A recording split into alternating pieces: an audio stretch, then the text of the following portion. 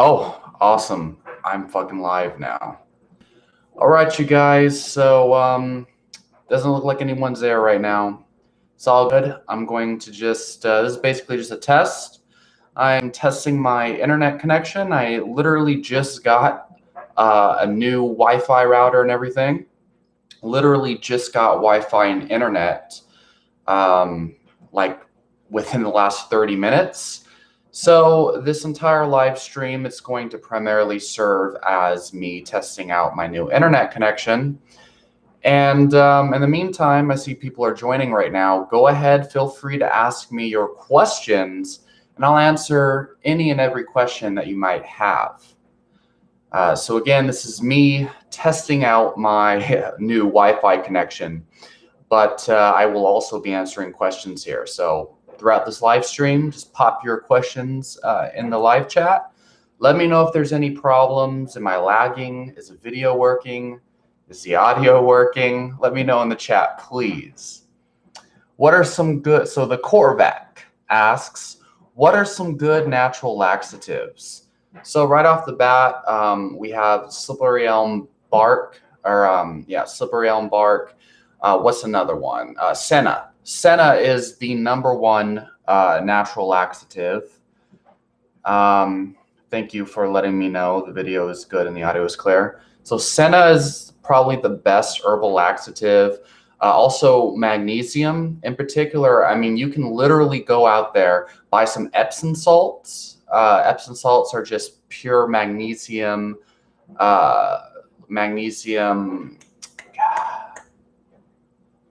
Oh, I can't remember exactly what type of magnesium it is, but Epsom salts. Buy some Epsom salts, and it's only like $1 for a pound. And take, a teaspoon of Epsom salts, and that will have you crapping within an hour. Okay. Another great natural laxative is definitely coconut oil or MCT oil, but I don't recommend that. For one, it's super expensive, and for two, I don't think that's the type of laxative effect that you really want. You'll be pissing out of your ass, basically. A little note on the need for laxatives. Personally, I would be looking to find the root cause of whatever constipation or issues I'm having with, having a good bowel movement. A lot of times it's either too much fiber or the wrong types of fiber. Like if you're a foodie or the type of person who just enjoys food and you don't really want to, go on elimination diets, then your best bet's probably going to be a good magnesium supplement. You could just take 400 milligrams of magnesium before bed, and that won't really be such a hard laxative, but it'll just allow you to take a really good bowel movement in the morning. Double the dose if you want a good laxative effect, and try Senna. So again, you guys are just joining me. Any questions, post them obviously in the comments, and I will make sure to answer them. So some updates here. First of all, there's a lot of things that I've been wanting to do on my YouTube channel this whole year, but a combination of the pandemic, the coronavirus thing, and then I didn't have Wi-Fi this whole time, which I really should have made that a priority.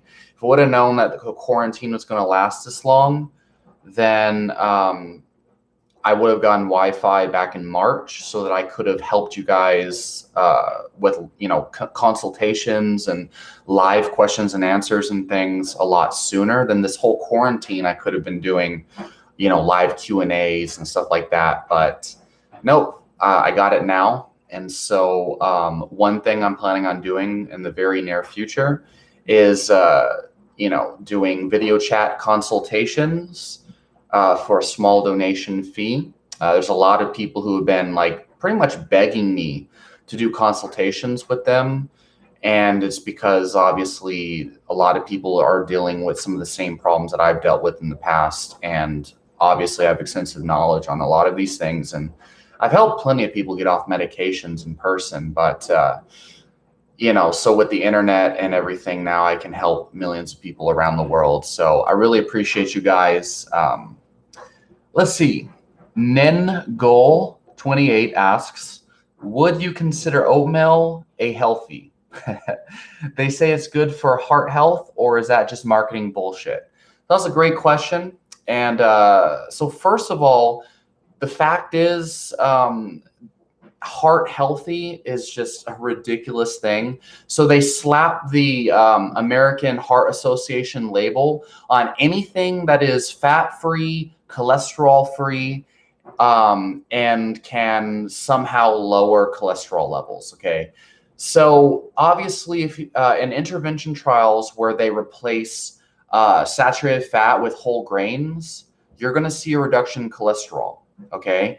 And that reduction in cholesterol in these studies is the reason why oatmeal is able to have the heart healthy label on it, is because it lowers cholesterol in intervention trials. Now, depending on what intervention trial you're looking at, this connection to better heart health from oatmeal is ridiculous, and it is absolutely criminal the way they slap the heart healthy label on all of these grain products when there is no actual heart health benefit of these products. In fact, it might be detrimental for some people with poor metabolic health. So to take things further, some of these intervention trials, they take a group of people who and they put them on a high oatmeal, high grain diet, and that's low in saturated fat. And they replace saturated fat and cholesterol foods with these whole grains like oatmeal. And then they have another group that eats lots of eggs and butter and saturated fat and no oatmeal. And what you'll find is the group that eats the more fat has higher cholesterol levels, and the group that eats the low fat, high whole grain diet has lower cholesterol levels. But the thing is, it does not actually correlate to heart health outcomes. They just have lower cholesterol. And the thing you have to understand about cholesterol is that when you eat saturated fat, you're going to have a increase in LDL cholesterol and cholesterol in general. And actually, LDL is a lipoprotein. It's not actually cholesterol, and HDL is lipoprotein. And these are not actually cholesterol. These are lipoproteins. Okay, these are basically vehicles. You can think of them as boats that carry fat and energy throughout the bloodstream. Anytime you mobilize fat as energy, you're going to have an increase in LDL and HDL, or just LDL. And this is context dependent, but people who are fasting, okay, you're going to actually have an elevation in cholesterol or in LDL and lipoproteins during fasting, during high fat diets. And even exercise directly after is going to have an increase in lipoproteins. And the reason why is because it's not because your heart health is compromised or you're clogging your arteries. It's because the whole function of LDL cholesterol is to carry energy throughout the bloodstream, triglycerides, certain nutrients. And so, yeah, so what I'm saying here is that there's no actual evidence showing oatmeal is heart healthy in the way that government agencies want you to think. The heart healthy label and the American Heart Association approval that they stamp on these products, this is not grounded in science. It is entirely it's pretty much a sponsorship. So if you really want to know more about it, let me know and I'll make a video about it because it's a very deep subject. The best book you can read to explain to you why governments put the heart healthy American Heart Association label on margarine, vegetable oils, and whole grain products, including the sugar-laden cereals. The reason why they put this label on it, it's entirely government funding and subsidized food, lobbyists and things like that. Read the book, The Big Fat Lie or The Big Fat Surprise. Okay, I have that. It's by Nina Schultz. I can't pronounce her last name.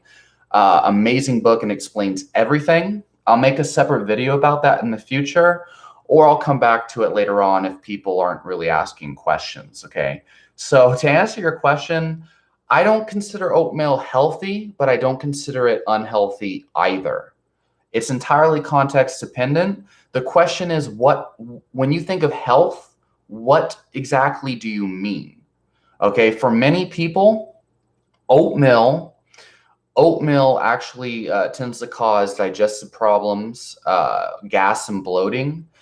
And if you don't prepare it in the proper way, it will be, it'll have some anti-nutrients in it that may or may not make a difference in your mineral absorption. Okay, but there are ways to get around it. So it's a nuanced thing. If you enjoy oatmeal and you don't experience any food intolerance symptoms to it, then don't really worry about it. Like, you're not really going to be adding anything beneficial to your health with oatmeal other than a source of carbohydrates for exercise. That's not going to be high glycemic load. It's the rules for oatmeal pretty much apply along the same guidelines that I give out in some of the videos I released over the last month, talking about healthy carbohydrates and why you don't actually need carbs and some of the things to consider, along those lines. The average American doesn't need to be eating oatmeal. I'm just going to say that right now. Oh, man. Self-Help Hub, which, by the way, I like that channel name. And I think I've looked at your channel before and haven't seen videos. You would think there'd be videos on a channel named Self-Help Hub. Just throwing that out there. Not sure if you're going to be, creating videos and content soon, but I'm actually kind of interested. So could you do a what I eat in a day? So I have a couple videos where I, do grocery shopping and stuff like that. I'm sorry, you guys, that I don't have all my videos organized in playlists. Like, I have over 1,000 videos. And a lot of people ask me questions that I've actually answered in the past, but they can't find the videos I've done on these subjects because I don't have playlists. But I've done quite a few day in the life and day of eating videos and stuff like that. So right away, if you want to see what I eat in a day and get an idea of that, they're outdated, but I actually have a playlist of vlogs. So I have a playlist of vlogs where I show some of the workouts I was doing at the time. A lot of these videos are from like 2016, 2017, and I don't eat like that anymore. The way I was eating back then, not a good idea. So you can check out that playlist with the vlogs. Self-Help Hub says, I just can't. Oh, and I'm going to be doing more what I eat in a day. I've been recording little clips of what I eat in a day. And I've been trying to make put them together in videos, but I think because I haven't had Wi-Fi this whole time, I've been less committed because I know that, I have to use my phone as a personal hotspot and that just takes forever. But now that I have Wi-Fi, I'll be recording more, hopefully. So Self-Help Hub says, I just can't digest oatmeal. It is ridiculous.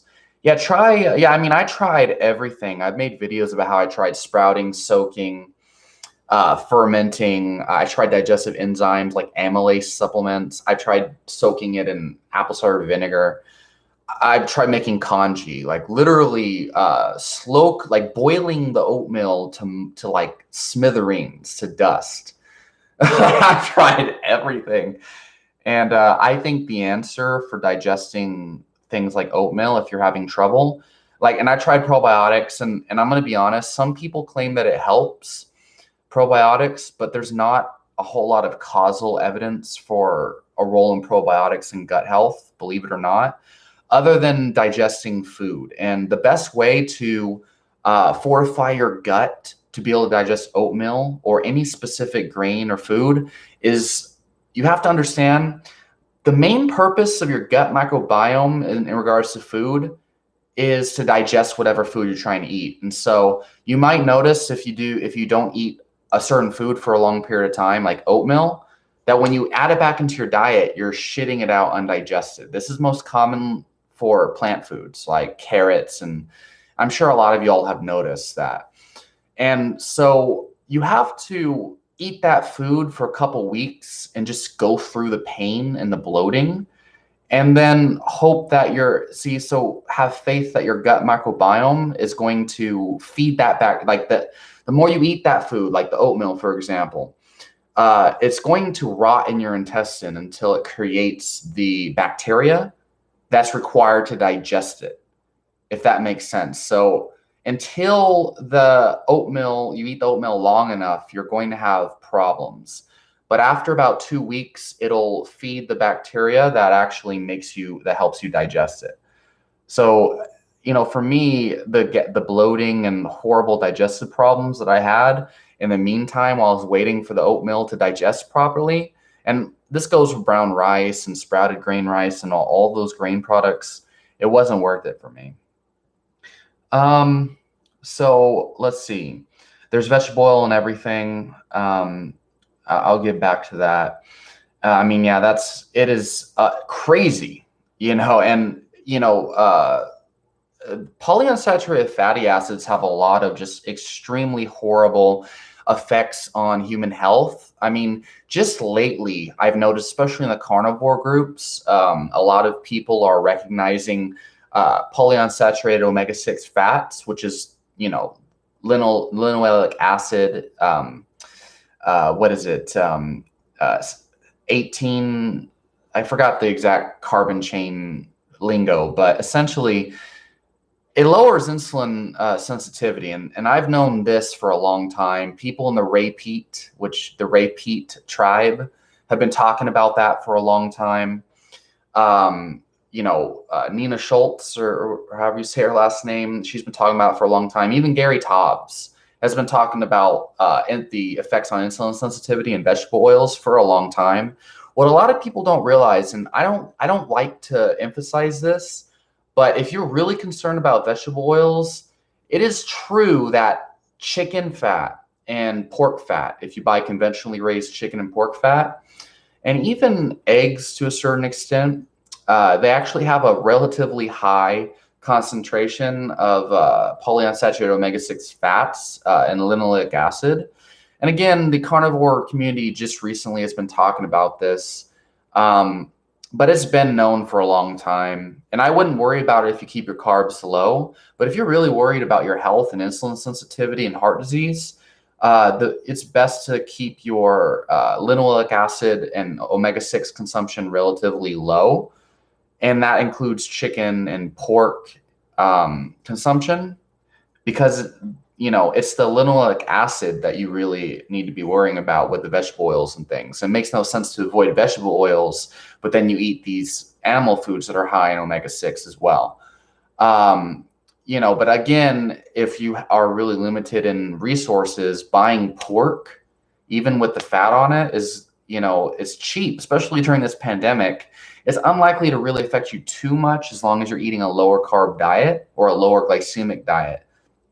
And it's more important for you to get your protein, especially from animal sources, even if you're buying pork and stuff like that. It's a complex, nuanced, context-dependent topic, though. So is sprouted bread a better choice for occasional consumption? Yeah, and I like how you say, so the Korvac says this question. Look, that's awesome that you're asking for occasional consumption, because that's the key here. And again, I do not think that carbohydrates are like the devil. I don't think carbohydrates are going to kill you. And as a matter of fact, you'd be surprised, like, especially when you get to be when you get to my point. Like, I literally would be at jiu-jitsu practice right now if I didn't have all of these other things to do. I train on a regular basis. I'm always doing extremely high intensity glycotic type exercises, and I eat a really low carb diet. Lately, I've been eating more bananas and stuff like that. What I'm getting at here is, like, if you exercise on a regular basis and you're eating a low carb diet, you can get away with carbohydrates, a lot more than most people. And if you eat low carb throughout the week, like you could literally, and I'm not advocating this, but you can eat cheesecake one day and you'll feel like crap because of digestion and the sugar crash and things like that. But you can eat some junk like one day a week if you keep your carbs low the entire week. And you could still you can still reverse insulin resistance and diabetes and also lose body fat at the same time, as long as, 5 or 6 days out of the week, you're eating below, 30 grams of carbs per day. Like, I know that sounds crazy, but it's the reality here. And the more metabolically flexible you become, which you achieve by eating low carb, the majority of the time, but you still allow carbs every now and then, especially after like a month of becoming keto adapted. Like, you're going to notice a day of binging on carbs doesn't really affect you as much as it used to. Now, some people are going to be more intolerant than others. So what I'm saying here is sprouted bread a better choice? Look, sprouted bread has a very low glycemic load. Now, as far as the digestion is concerned, because it's sprouted and whatnot, it's going to depend on the person. Now, as a bread option, sprouted bread is always number one, in my opinion. Sprouted grain, as long as it's not sprouted flour, because there's a huge difference.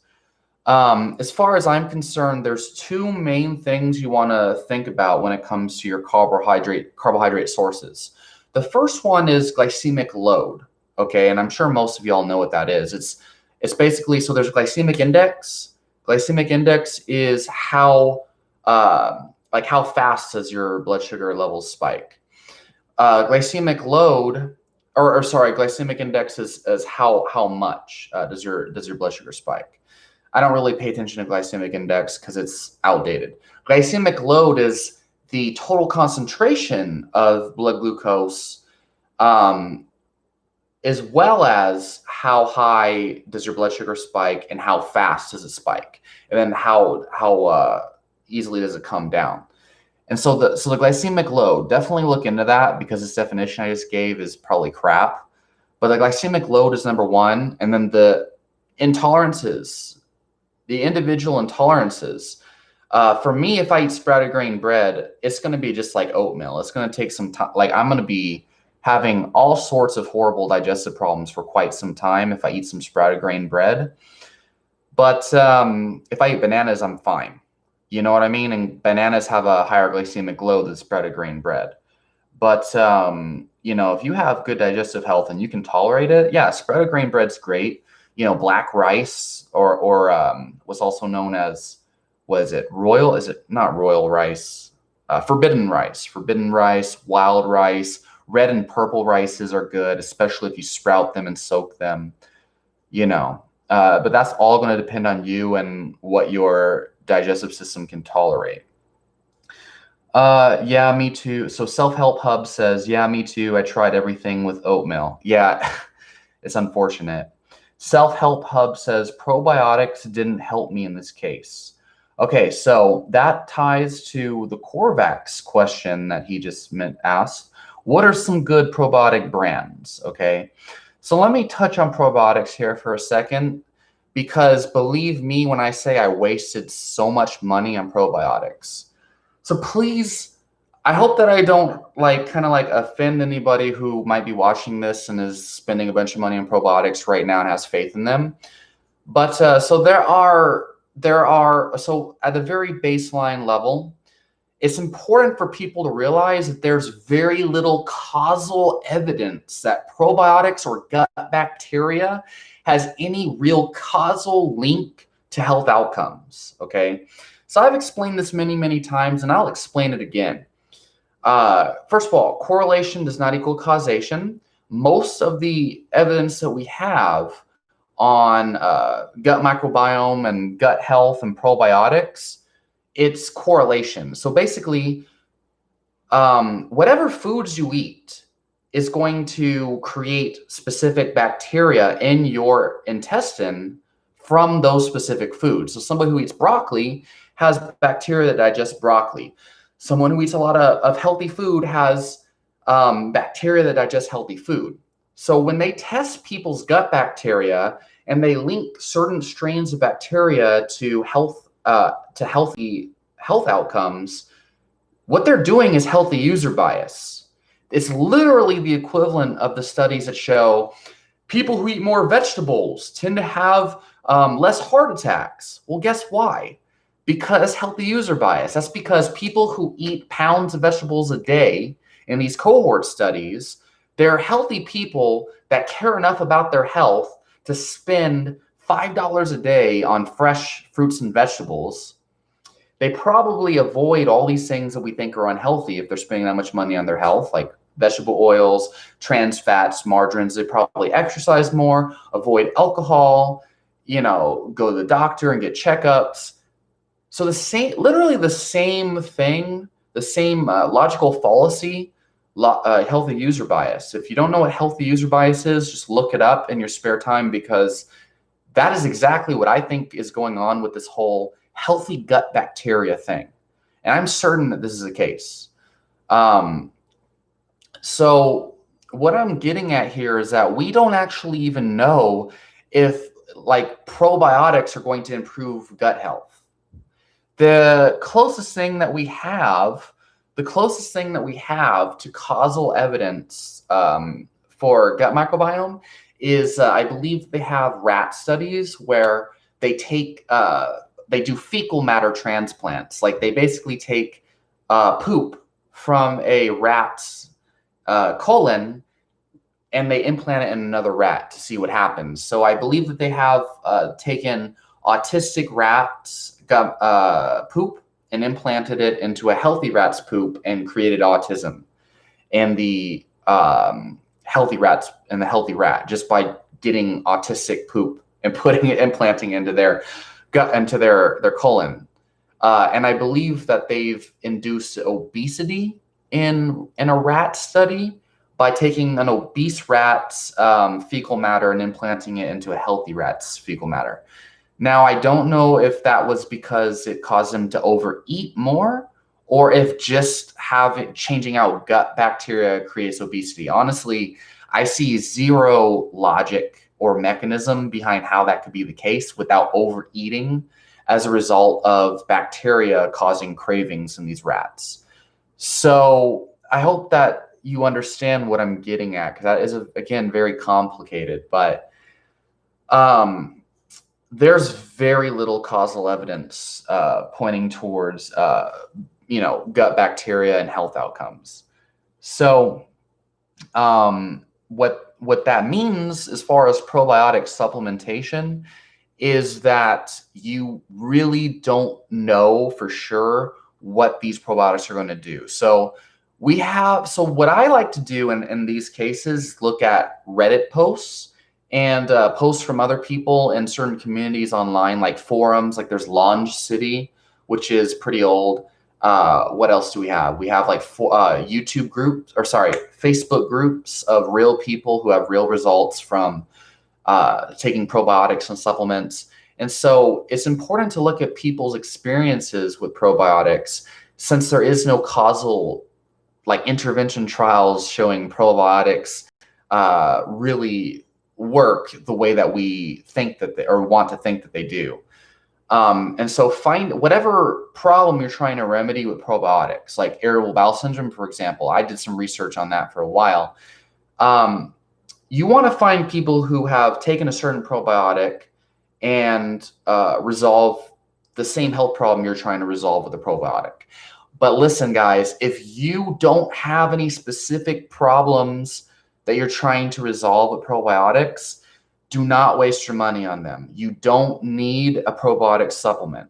And everyone is selling probiotics now. And it hurts me because all these health professionals even, and these YouTube gurus and stuff. And just today, I was talking to another personal trainer who was talking about selling probiotic supplements for gut health to his clients. And I'm like, it hurts me because we don't have any evidence that they work. I hate to use this word, but it's almost quackery. Again, the only exception, like for general health, like if you don't have irritable bowel syndrome, you're not trying to remedy bipolar disorder or depression or something like that, you don't need to take probiotics unless you have a specific problem you're trying to address. And even then, I don't know of too many intervention trials that show a whole lot of relief in anything other than irritable bowel syndrome. So then with probiotic supplements, you have to consider the fact that, number one, like they're measured, they're supposed to be certified for live probiotic cultures at the time of manufacturing. Then, how many of those probiotics are probably dying as they get shipped to the store? And then is the store you're buying it from properly handling them in a refrigerated environment, et cetera, et cetera? And a lot of these probiotics, they guarantee potency from warehouse to your home, but you have no way of actually knowing how many live bacteria are in the supplement, guys. So, you know, I've spent $60 on like a 5-day course of probiotics before. And I did experience it was easier for me to eat like peas at the time. It was an experiment I was doing without experiencing severe digestive problems I would normally have, but I still was pooping them out undigested. So I'm sorry, you guys. I don't recommend probiotic supplements. They're not necessary for health. If you have irritable bowel syndrome, on the other hand, there were quite a few brands and supplements I've seen that some people, like a handful of people, have had success with. If you want a good gut health, then eat foods that make your intestine feel good. You'll know that you have gut problems if you're having intestinal discomfort and stuff like that. Sorry, but I don't recommend probiotics. So the Corvax says, oh, well, let me go back. Let's see. Okay, Ninjal28 says, have you tried CBD yet? No. Oh, yeah, actually, I have. Some of my buddies that are doctors actually gave me some free CBD packets for a while. I think it was Irwin Naturals CBD brand, but it had like holy basil and stuff in it, so you really don't know if it was a CBD or the adaptogens that were included. But I did feel noticeably calmer. I'd also drank like a CBD infused coffee, which definitely made me feel calmer. I think I had taken an isolated CBD tincture at one point, and I actually experienced significant relaxation and relief of nervous tension. And from what I've heard from other people, they say that that's what you're supposed to feel. It made me feel kind of like almost euphoric, and really a subtle high, kind of like if you take chamomile, if that makes sense. That's what I experienced when I tried CBD, but I haven't given it like an honest trial. But if I do, believe there will be a YouTube video about it. Lalito Guardado. Sorry, guys. I date nothing but Mexican girls, 100%, but I still can't pronounce, Spanish and Latin names. Sorry, guys. I am not even trying to hide my whiteness. But Lalito asks, do you have any experience with Irish sea moss gel or chaga mushroom? And do you feel it can reverse overactive thyroid? Okay, that's an amazing question. So Irish sea moss gel. So first of all, I would definitely be suspicious of anybody claiming that Irish sea moss gel influenced levels of thyroid hormone unless they actually provide lab results. And as far as chaga mushroom reversing overactive thyroid, so I have not heard much about it, but I could see chaga possibly having a beneficial effect. due to its effects on immunoregulation. What I would be looking for, though, Lalito, if you're looking to reverse overactive thyroid, which I'll kind of talk about some things that I know that you might want to look for, but you want to be looking for, number one, obviously people who have actually reversed their overactive thyroid, their hyperthyroidism. You want to be looking for lab results. Don't just listen to someone who says, "Oh yeah, like I had a thyroid condition and I, this remedy or this diet like reversed it." Find someone who actually has test results, because I've gone to an emergency room before with symptoms of like fatigue and stuff like that, which was caused by just because my excessive workouts and training that I do in my MMA and powerlifting. But emergency room, they tested my thyroid within 2 hours. Now, mind you, it was just thyroid stimulating hormone. It wasn't actually T3 and T4, which is very important. The point here, though, is that it's not hard to get a thyroid check, guys. Okay. So if someone claims, "Oh yeah, I reversed my thyroid condition with a supplement," but they don't have lab results, then their advice is just as uncredible as Frank Tufano, because that's exactly what he does. And that guy's still dealing with health problems. So now what do I think about hyperthyroidism? And okay, so you're currently on methimazole, 10 milligrams. So hyperthyroidism, there's a number of different things that could possibly cause hyperthyroidism. The big thing is if you are currently on or have recently been on any kind of hormonal medications like birth control, some kind of a steroid or cortisone or something like that, any kind of hormonal medication, especially one that deals with stress hormones, progesterone, and stuff like that, birth control. What else could be the cause? So, I mean, yeah, so medications for sure you want to be very careful about. Even psychiatric medications can have an influence on thyroid. In particular, things like antipsychotics and even SSRIs might actually cause hypothyroidism over time. And this is somebody who's actually on, Seroquel for well over a decade from a very early age. And I'm surprised I survived that. So some other things, obviously. So, I mean, if you're overweight, if you have, fat around your midsection, if you eat a lot of refined foods and stuff like that, I mean, you'd be surprised at how you can actually influence thyroid levels just by changing the macronutrient composition of your diet. So especially for hyperthyroidism. So one thing that I can tell you is there's a pretty reliable effect of caloric restriction on slowing down metabolic rate through adaptive thermogenesis. And that's a negative thing in most people's case, but who knows, maybe you can slow your thyroid down by starving yourself with a calorically restricted diet. I would never suggest that, but it is something you can experiment with, and under a doctor's supervision, mind you.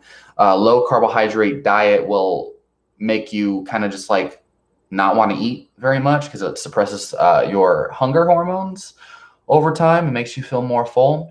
So looking into stuff like that, and then also if you're overweight, reversing, lowering your body fat percentage and increasing your muscle mass is a good idea. But also things like iodine and selenium. Like, I mean, plug your daily food in, like literally track your food on Chronometer because it tracks your micronutrient intake. And mind you, you're going to have to estimate how much you're eating, like 5 pork chops rather than the exact ounces of pork chops you're eating per day. 2 cups of broccoli and yada, yada.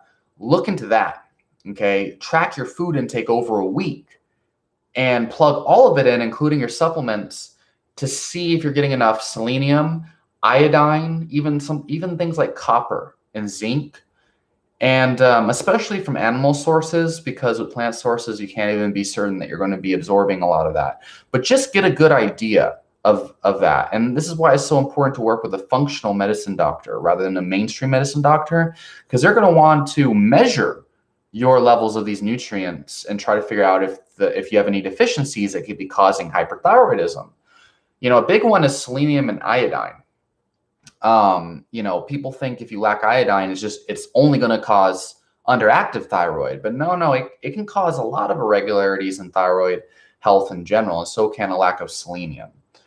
And I'm going to have to look up methimazole. If you can, Lalito, let me know what type of medication methimazole is. Is that supposed to regulate your thyroid? I'm going to search it up real quick. Sorry if it's messing with my stream. Oh, okay. Condition. Okay. Antithyroid, making it harder. So it limits your thyroid production. Okay. If I could only see, it's a thyroperoxidase inhibitor. So it inhibits an enzyme required for, that's not good. Yeah, so, I would work with a functional medicine practitioner to try to find out what's causing your hyperthyroidism so you can get off that medication, because that's going to cause a lot of really bad, even worse health outcomes in the long run. Even though hyperthyroidism is pretty dangerous.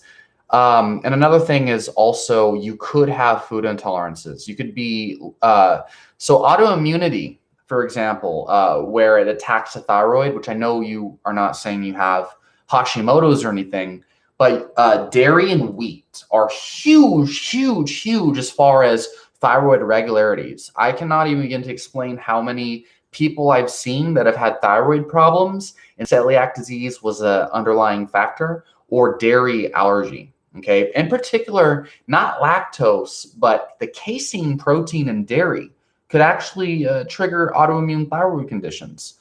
So, please follow up with me.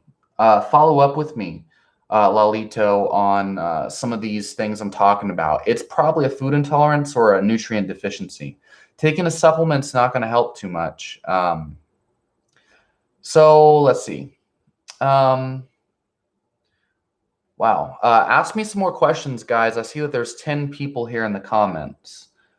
Okay, ask me some more questions, you guys. So let's see.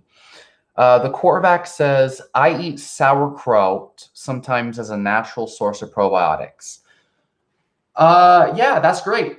And there's a lot of benefits for sauerkraut. So the Korvac, if you're still with me, one of the greatest things about sauerkraut is that it's a direct source of vitamin K1. And because it's fermented, you're actually providing yourself, I believe, vitamin K2, MK7, and probably a multitude of other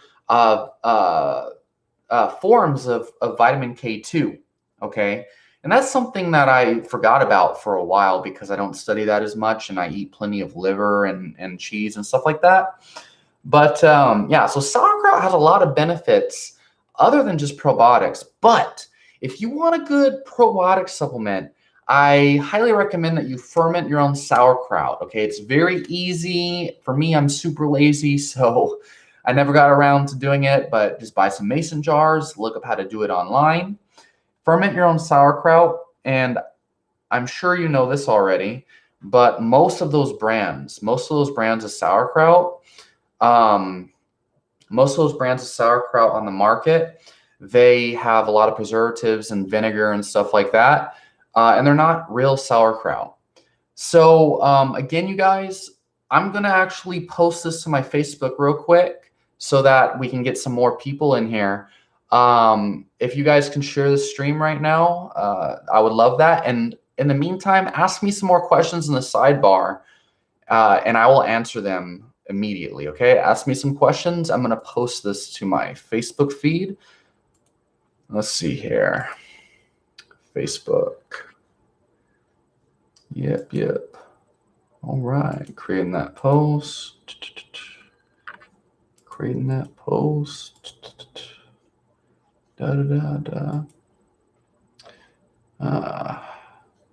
Oh, wait, that's not how you do it. Where's the share button? Where? Oh, thank you, John. I appreciate it. Where's the share button, you guys? Dang it. Oh, there it is. Is that the share button? Oh my God, there it is. Okay, you guys. Yeah, so ask me whatever questions you might have down in the comments, down in the chat slip thingy, and I will reply as soon as I can do this. As soon as I share this. Let's see. Sharing.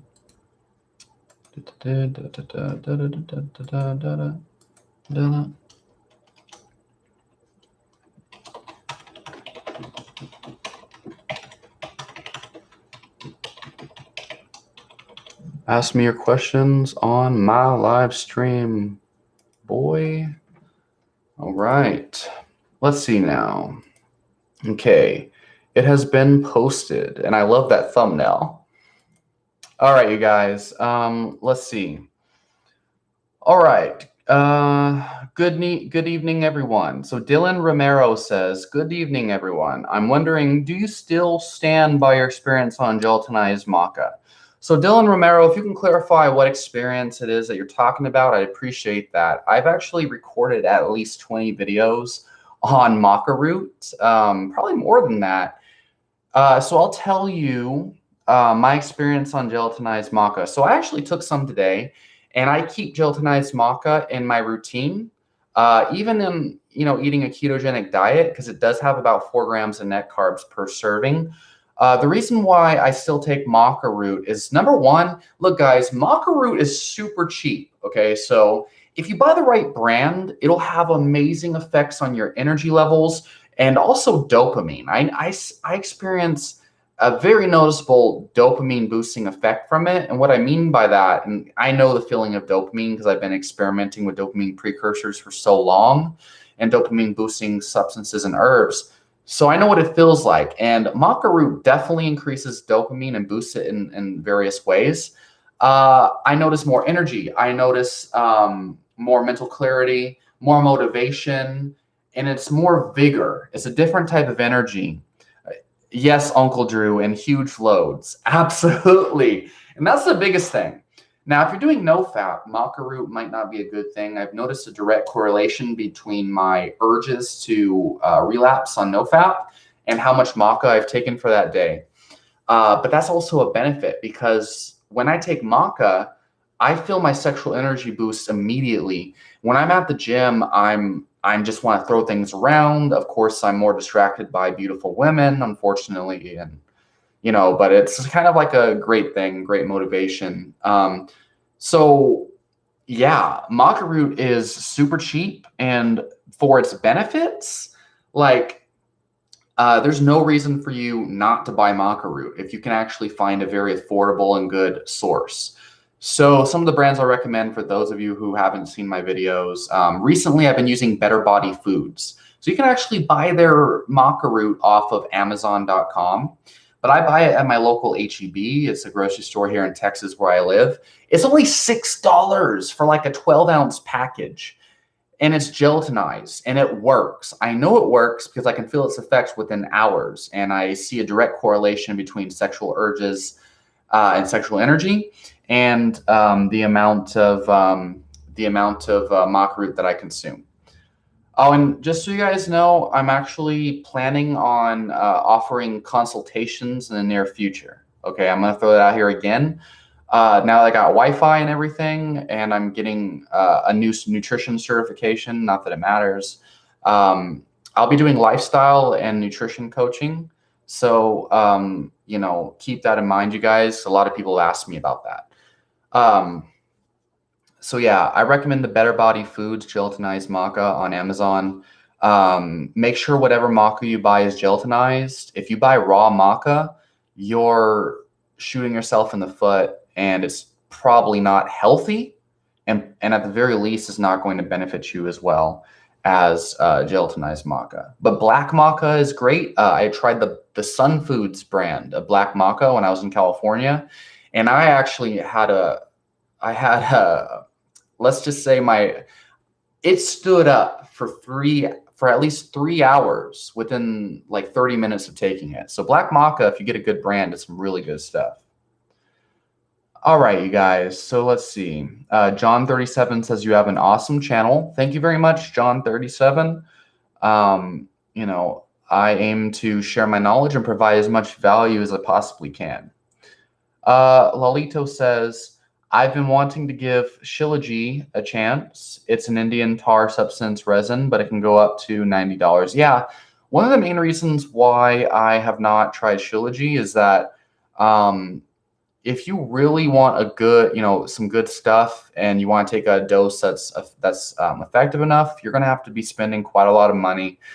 And you know, you got to be careful with the ones that you buy, because you don't want to be buying some impotent stuff. You know, I'd rather spend the $90 to get the real deal than spend $10 and not have much of an effect. Let's see now. Okay. There's that. I mean, asks, my 19-year-old boy is very unhealthy. If I can get one multi-NM, what should it be? At least 2 pounds of red meat per day, or 4 ounces of liver once a week. I'm sorry, but a multivitamin is not going to help anybody who's unhealthy. You know, for one, like, there's not a whole lot of evidence that, like, I made videos about nutrient intakes and recommended daily intake and how and why it's not really based in a causal relationship in health outcomes. And yeah, so if your 19-year-old boy is very unhealthy, skip the multivitamin and give him what his body needs. So I'm sorry, I know I sound very biased when I say this, but it's what I believe, and I'm very confident it's the truth. Your body does not need carbohydrates to survive, like dietary carbohydrates. And if you have questions about that, ask them, because I'll answer them very thoroughly. You don't need carbs. You don't need antioxidants. You don't need plant foods. But if you eat them, you could still be healthy and eat them, obviously. They're fine. They could be a part of a healthy diet. What you need, what everybody's body needs is essential amino acids, and essential fatty acids. And some people question essential fatty acids, but we know for sure that you can survive for decades as long as you're getting essential amino acids and essential fatty acids. You don't need a multivitamin. What you need is red meat. Sorry, I'm sorry, you guys. Ask before you freak out and go off my stream and think I'm a quack. You can debate me down in the chat, and I will answer whatever questions you have about this, because there's a reason why I say this. As long as you eat a minimum of 1 pound of red meat per day, but preferably 2 if you're a 19-year-old boy, you can eat all this other junk. Good luck with that, though. Your appetite is going to be met. Like, you're not going to be hungry enough to binge on snack cakes. You're probably not even going to want to eat snack cakes if you eat, you know, even some pork chops or some beef instead of eating that craving. You know, but it's hard to get a 19-year-old boy to eat to eat red meat if he doesn't want to. And it's easier just to give him a supplement. But I'm sorry, but that'll just be a waste of money. Instead of a multivitamin, there's some other things you can do. What about giving him reishi mushroom before he goes to bed? But that might have some anti-androgenic properties. What are some other things you can do to boost someone's general health and vigor?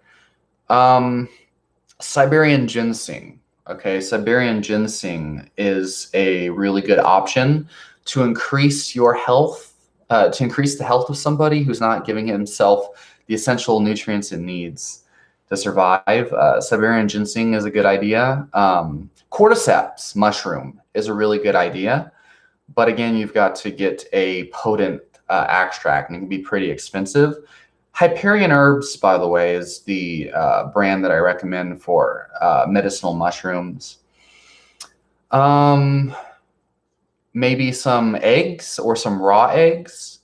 Eggs, liver, shellfish. Shellfish.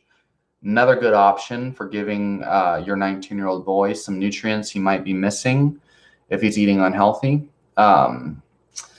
Yeah. But you'll have to specify on his health patterns in the comments so that I can help you out with that. Let's see here. All right. Billy Hopkins asks, hi, I've suffered with stomach noises on and off every day for about a year now. I don't get no pain or IBS symptoms, just constant gurgling noises. It's really embarrassing in public. Okay, Billy. So here's the thing. So first of all, if you can just specify what types of meals you've noticed seem to be the worst trigger for these noises, I can tell you what's going on. Number one, look, it's not a problem, and you might actually harm yourself and be worse off trying to eliminate the problem depending on what's causing it. But generally, those types of gurgling noises. So it could be fiber or plant foods digesting in your intestine, moving from the large intestine to the small intestine, or yeah, whatever. Moving further down the intestine. Because I actually used to have that when I ate a lot of plant food, especially when I was vegan. It could be gas. It could be, and you don't have any pain or anything. It's most likely just plant foods and fiber that's moving further down the intestine and into the colon. Obviously carbonated beverages can cause that.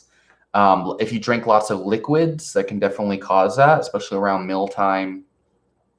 If you eat a lot of like fresh fruits and vegetables that are water rich as well as fiber rich, that could be hydrating the gut, which could possibly cause that. But I would be willing to say it has something to do with fiber or liquids, is what I would say. But there's a lot of things. But honestly, I would look at some of my videos where I talk about becoming numb to the judgments of other people, because if you're not experiencing pain or anything, then who cares what people think? As long as you're healthy, who cares? Like, if someone, like, really, what are they gonna do? Like, random people walking by you, like, oh, look at that guy, that freak. He's got that gargling stomach, man. Like, that guy, I hate that guy. Like, no, you don't want to be around people who care that much about your gargling stomach. And it shouldn't embarrass you. That's, yeah.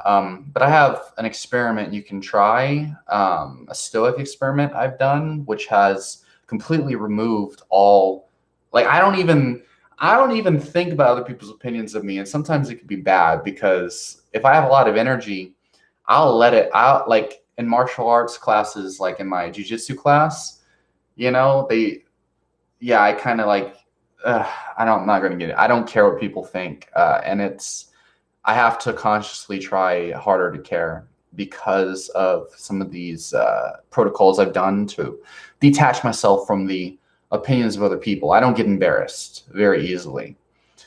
But it could be a food intolerance, sure. But no, if you're not having pain or anything like that, it doesn't really matter. Food intolerance should be causing you some kind of visible discomfort. If you don't have even bloating, like a distended stomach after eating, then I wouldn't worry about it.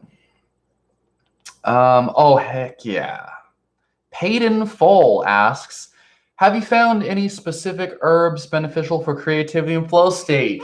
Yes, as a matter of fact, because I've become so healthy over time, the only thing I take herbs for these days is really to boost my mental well-being, my mental state, boost motivation and productivity, and maybe sports performance, right?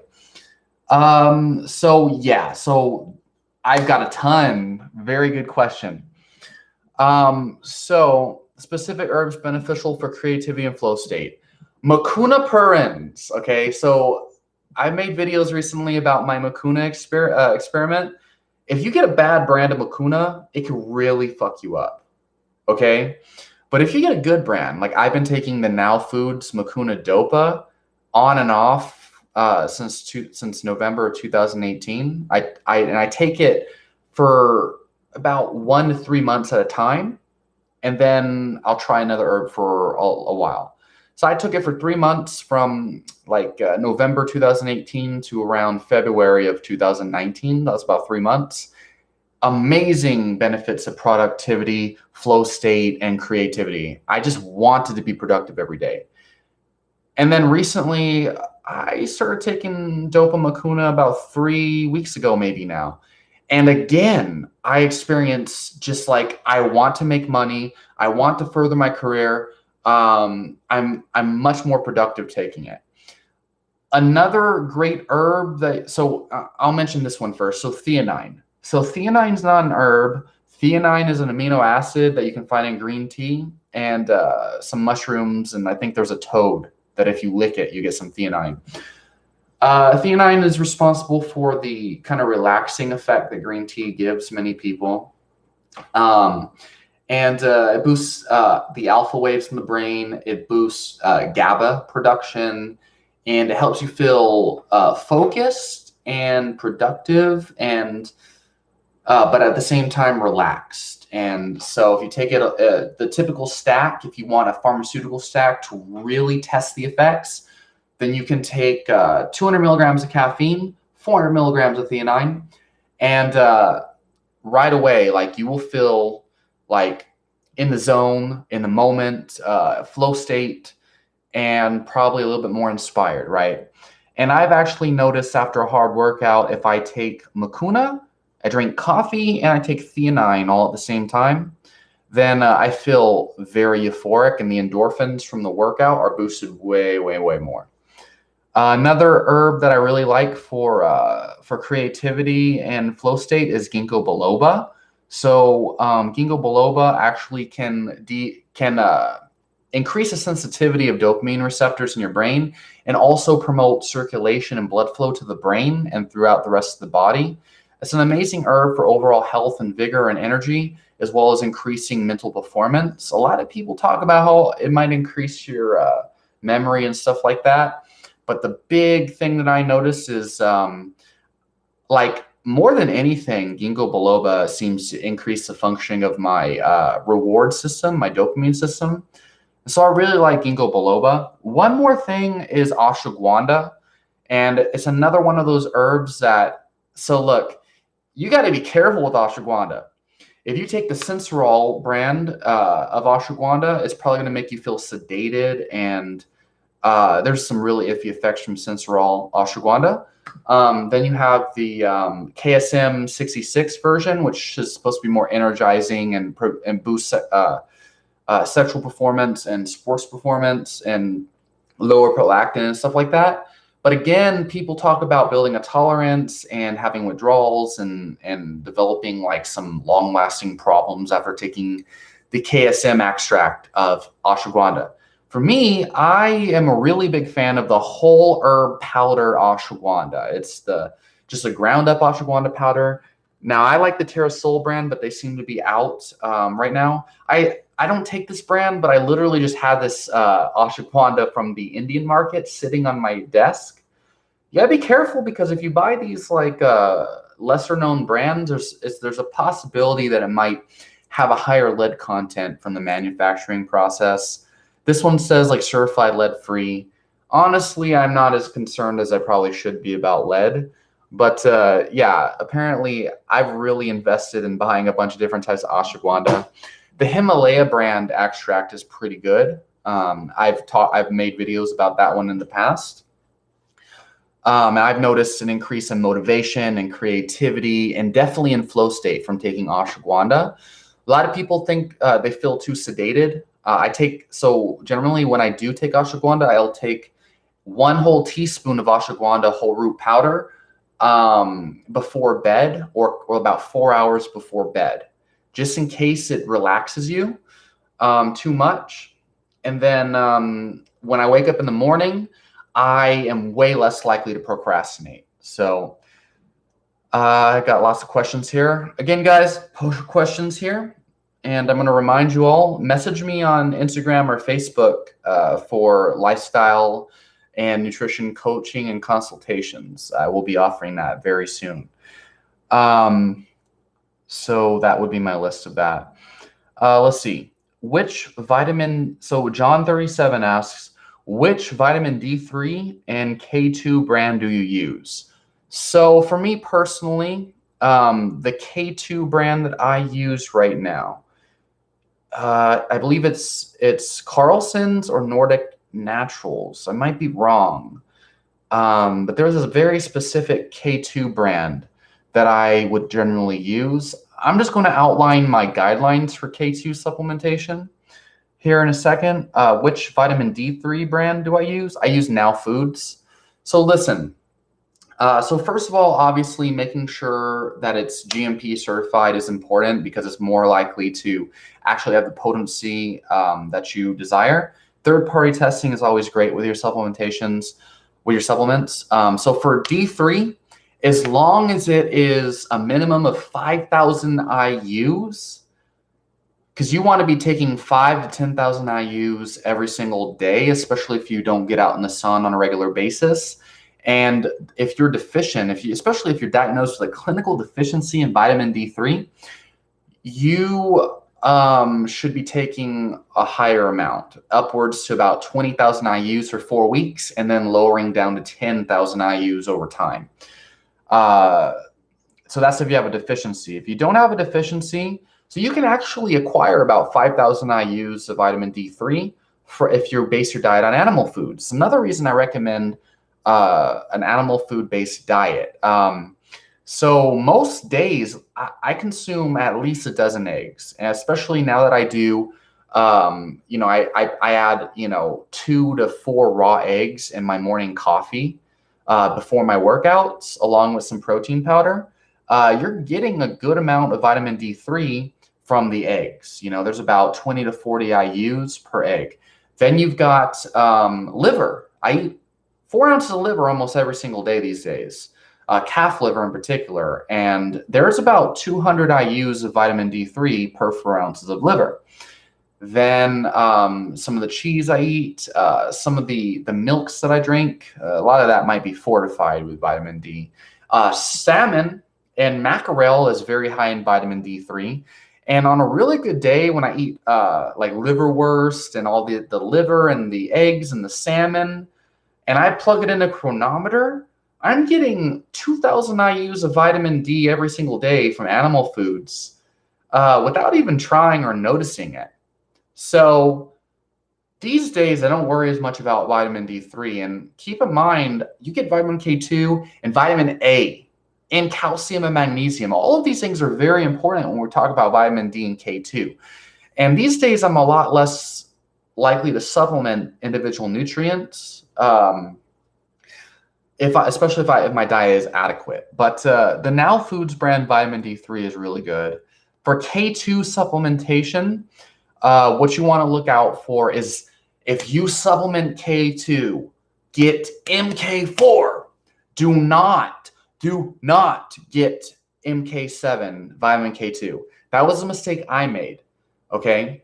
Vitamin K2. So there are clinical studies. There's some out of Japan, for example, that use up to 40, 40,000 micrograms, I believe? Yeah, it's about 40. It's about 40 milligrams of K2 per day in Japanese men. And it was a pretty big group. I don't remember. I think it was 20 to 40 men. And they reversed, was it arterial calcification, or it might have been teeth plaque? I forget which.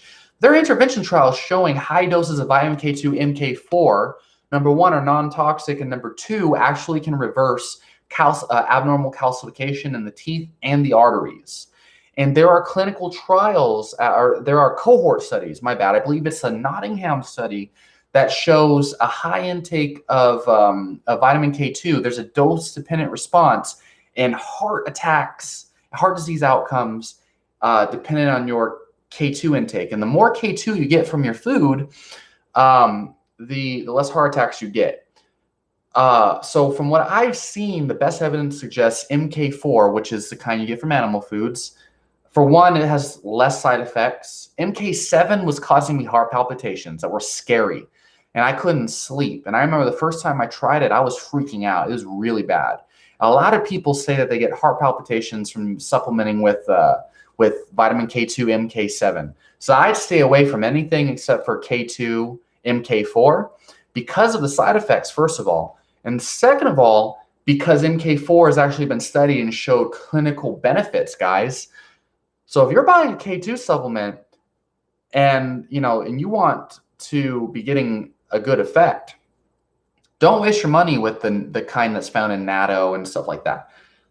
Get vitamin K2, MK4, and to get a noticeable effect. So Chris Masterjohn has made some videos about this where he says if you eat a low dose K2, MK4, and you eat that consistently over the long term, then you should see the same benefits as some of these high doses of vitamin K2, MK4 that have been shown in clinical studies. But what I think is if you have plaquing on your teeth or something like that, or arterial calcification, you're trying to reverse a clinically diagnosed, you have an actual tangible benefit you're looking for, take the high dose vitamin K2, MK4, and it's expensive. That's the thing. It's expensive, but it's very effective. It is a very effective remedy. And if you're trying to reverse dental plaque or arterial plaque, it's well worth it. And so anywhere from 10,000 micrograms to 40,000 micrograms is the clinical dose that's been shown in intervention trials and cohort studies. So sorry, guys. All of these topics are very nuanced and deep. Any more questions about that? Let me know, John. So Dylan Romero says, thank you for answering my question. I haven't been able to buy maca for a while. I'm happy to know it still has given you a positive experience. Okay. Billy Hopkins, that's what I was thinking, Drew, but I wouldn't know where to start. It's just getting more frequent last few months. So Billy Hopkins, what I would do is go on a elimination diet, removing just one food group at a time and see if it resolves. Again, I wouldn't worry about it too much if it's not causing you pain or bloating or anything, but definitely log your food in Chronometer and maybe keep a food diary in a notepad app or something. If you're not tracking your food, you're never going to figure out what's causing it, okay? In order to reverse my psoriasis and some of my health problems I was dealing with, I had to keep a food diary. Now what I mean asks, 19 years old, he is skinny and eats one fast food meal a day. Get that boy some meat. And doesn't finish that. He has a weak constitution, gets sick easily. So yeah, if you're his parent, I know that this is hard, and generally speaking, you can only influence people. You can't force them to do things. Higher carbohydrate intake is going to increase his appetite. Maybe make him some white rice. And if he likes, what I think really will increase the appetite, some white rice, foods like cheese and dairy is very calorically dense, and mix that with some meat. Get the guy some meat, some beef, some pork, whatever meat he likes, really. Increase his meat intake, and to increase his appetite, you want to be giving him more white rice and some of those more calorically dense starchy foods, potatoes and butter, rice and cheese, make a macaroni and cheese with the rice. And you'll be getting lots of nutrients, mostly from the animal foods and that. Give them some more fruit, stuff like that, but mostly hot foods, soups, rice and meat, cheese, dairy products. And that will increase his appetite and his higher quality foods. That one fast food meal a day, hopefully it's a hamburger that actually has some real red meat. Dylan Romero asks, what started your passion on nutrition? Let's see. Okay, so let me see here. Let me see all this stuff I got. Okay. Wow, I got some really good questions here. Okay, so Dylan Romero, what started your passion on nutrition and health? So that's an amazing question, and I can go on and on about that, but I'll try to keep it short for you guys. So, what started my passion on nutrition and health? Well, honestly, it started with extreme health problems that led to hypochondria, that led to an obsession with health and nutrition research. I had overbreathing syndrome, where basically I couldn't get a satisfying breath. I was constantly gasping for air and always feeling like I had no oxygen in my body. Um, I had like panic attacks around that time. I had insomnia, and I was just then coming off of 2 decades of, well, like a whole decade of taking Seroquel and antipsychotic medication, which I don't think I needed. And I've been off of that for almost 10 years now. So it's been about 8 years now. So and I've been doing way better than I've ever done in my life. So pretty confident I didn't need that. Anyway, my health was going downhill at that point. And mind you, I was drinking nothing but Monster, like 4 pack of Monster a day was the norm. I was eating just like a horrible diet, pasta every day, you name it. And so I went to, mainstream medical doctor and had a bunch of tests done to find out what's wrong with me. Obviously, like for a whole year, they couldn't figure out what was wrong with me. Of course, they just give me the basic cookie cutter run-of-the-mill advice that doesn't actually help. I started to notice the doctors were unhealthy themselves. They were super stressed all the time and arguing with their secretaries, which is a product of their extremely hectic, job, obviously. They are fat, they're overweight, they're on multiple medications themselves. And yes, they did admit that to me. I started to notice I was going to doctors for health problems that they had and had no idea how to solve.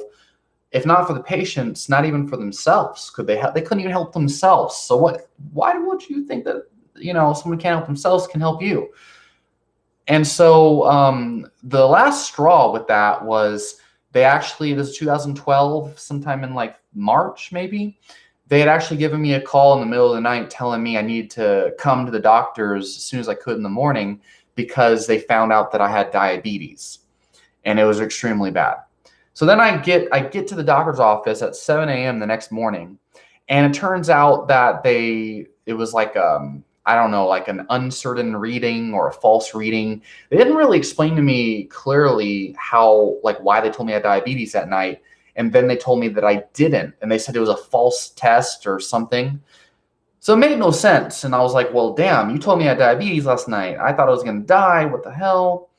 And of course, I actually think I did have diabetes. And, looking back at the tests from back then, I was over the pre-diabetic line at that point. And with my diet and lifestyle, the 4-pack of Monster a day and the pasta diet, it definitely makes sense. So I realized that I had to get the fuck out of the mainstream medical system, and I had to spend, a number of years studying health and nutrition so I could help myself. So, so that was 2012, March of 2012, and I had all sorts of health problems. Fast forward to 2013, I was eating a high fiber diet. I was adding all these grains. I was eating these like salad smoothies every day. And I have video blogs. I have a video blog from that time where I show everything I ate. And it was disgusting, the crap that I was eating at that time. And I didn't really have any like real fitness goals, but I was going to the gym and I was idolizing these big bodybuilders. And I was feeling like crap. So fast forward to 2014, I started getting into the Mediterranean diet. I started eating a plant-based diet around February of 2014. I tried a little bit of vegetarianism and stuff like that.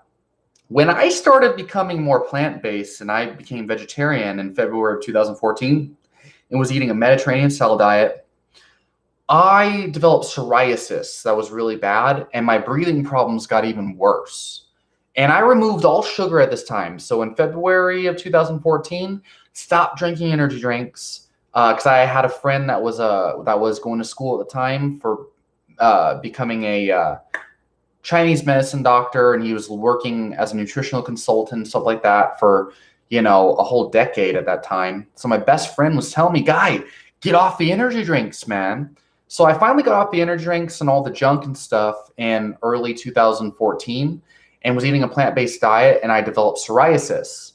And so I thought that I had scabies and all this shit. And I made the mistake of going to a medical doctor again, and they told me that I had scabies. Even though they didn't test me or anything, they were just scared for their lives because they thought that I had scabies, which is like a parasite infection on the skin.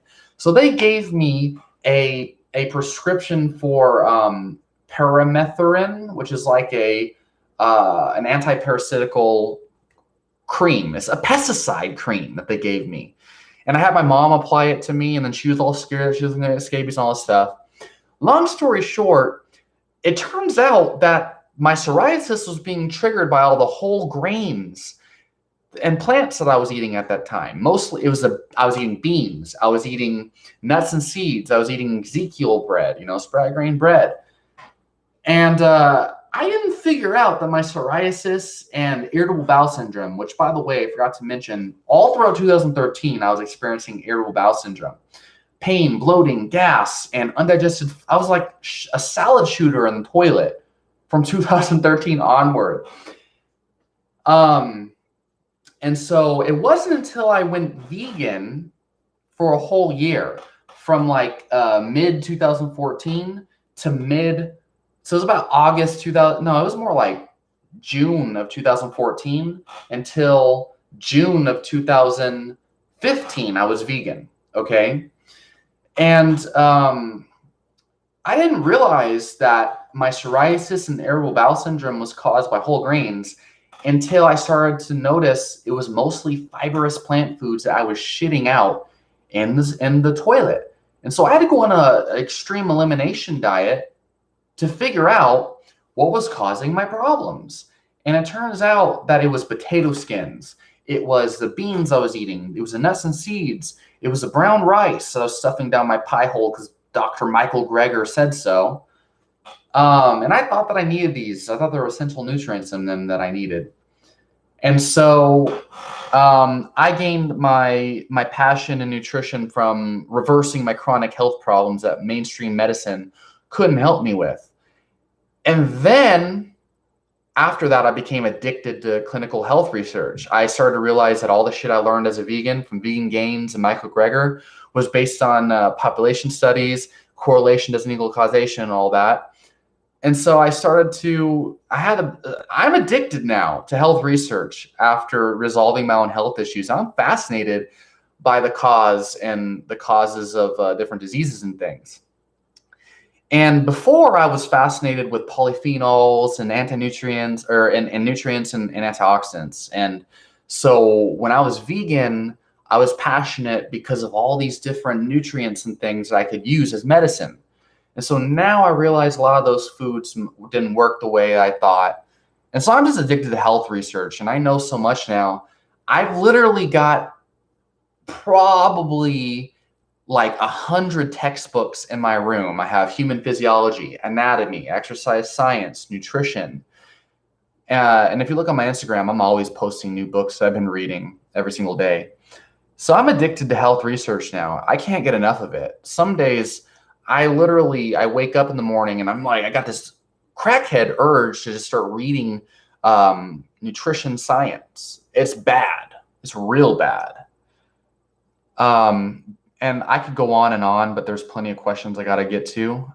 So what is the air and speed of velocity of a sparrow?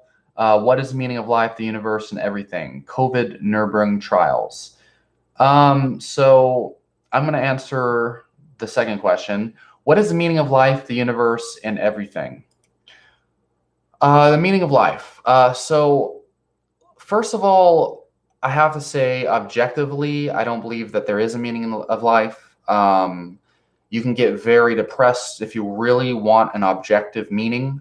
So I think it's better to cultivate mindfulness, try to live in the moment, focus more on creating.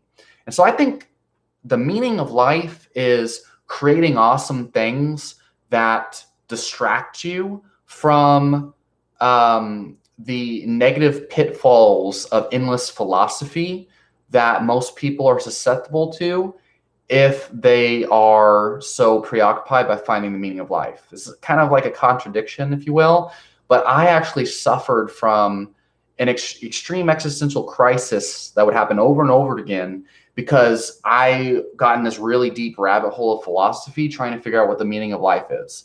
And especially with the quarantine and everything that went on recently, man, that shit will fuck you up. It is a deep rabbit hole of questions with no answer. What is the meaning of life? And some people, they find solace and peace in religion, and that's fine. But for me, I think it's discovering your natural gifts, and clearly communication and sharing information and stuff like that is one of my main gifts. That's why I do this. My gift is what I'm doing right now, you guys. And you got to find yours. You notice how I've been doing this. This is an hour and 30 minutes now. This is my meaning in life. You need to find something that you can do like I'm doing right now that lights you up like this, where you don't even care that you're missing jiu-jitsu classes and stuff like that because you're enjoying it so much. That's going to be your meaning in life. Don't focus on truth as far as don't focus like I'm big on finding truth. I'm big on science.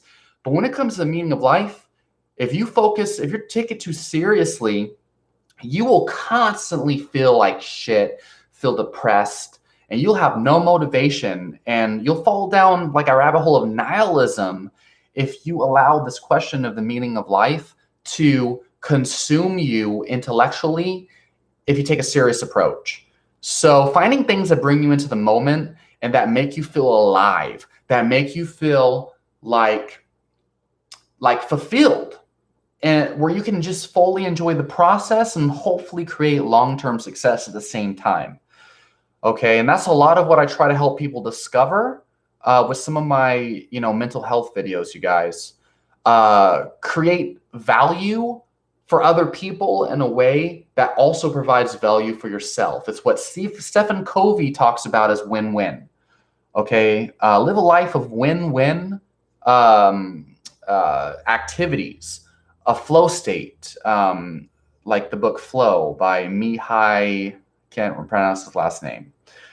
And so I can make another video if you guys really want to hear me ramble on about the meaning of life and the universe and everything. Because there's infinity. Guys, I could go on and on about that. And really, it'll get you nowhere. But I can go on if that's something you guys are interested in. So let's see. Billy Hopkins. I do get gas, but no pain. Yeah, don't worry about it then. You have gargling noises, but no pain or anything. Don't worry about it. COVID Nuremberg trials. And by the way, if you could just tell me what the meaning of COVID Nuremberg trials is that some kind of secret that I don't know about? Some kind of NWO thing? Let me know what that means, what your name means. He says, L-Dopa doesn't help my flow state. It is good as an alternative to beer, though. That and Phenibut. So, I mean, so Mucuna is going to have different effects than just L-Dopa. And that's really, a lot of people, they doubt that. But if you're looking at Mucuna and you're thinking in terms of what does L-Dopa do to the brain, you're not going to really get the full scope of benefits that you would from a Mucuna supplement. And different Mucuna supplements have very different effects, regardless of their L-Dopa content. In many cases, you can get two different types of Mucuna extracts with the exact same L-Dopa concentration and get very different effects. So I would not judge Mucuna by L-Dopa. Okay, it's just like these people who say, "Oh, I can't drink green tea because I'm sensitive to caffeine." You can take the same amount of caffeine in the form of green tea and the same amount of caffeine in the form of a isolated caffeine supplement, and believe me, the green tea is going to make you feel completely different than the caffeine supplement. And I would say the same thing goes for drinking wine versus like a beer cooler, and different types of wine. But I don't want to get into that because I'm not really interested in alcohol, other than its effects on the brain. But I have heard a lot of good things about Phenibut, as a GABA-inducing substance. But I hear that there is a lot of tolerance and withdrawal that can come from it. That's one that people always recommend Phenibut to me. I never take it. Never have tried it yet. Billy Hopkins, if it's okay with you, can I message you on your Facebook page tomorrow about it to go through it properly? As it's 2 a.m. in England and I'm about to drop. Yes, you can, even though I know you say you've left already. But yes, of course you can. The Golden Minecart TGM says, I hate my life. Okay, well, if that's the way you feel, that you hate your life, I highly recommend. So basically, if that's the way you feel, you're going to have to go through whatever method of cognitive restructuring you possibly can to change those thoughts. If you're living in a country where you have enough freedom and resources to be able to type that comment on the internet, you have all the opportunity in the world. And there's so much, like my channel talks a lot about methods in which you can actually enjoy your life.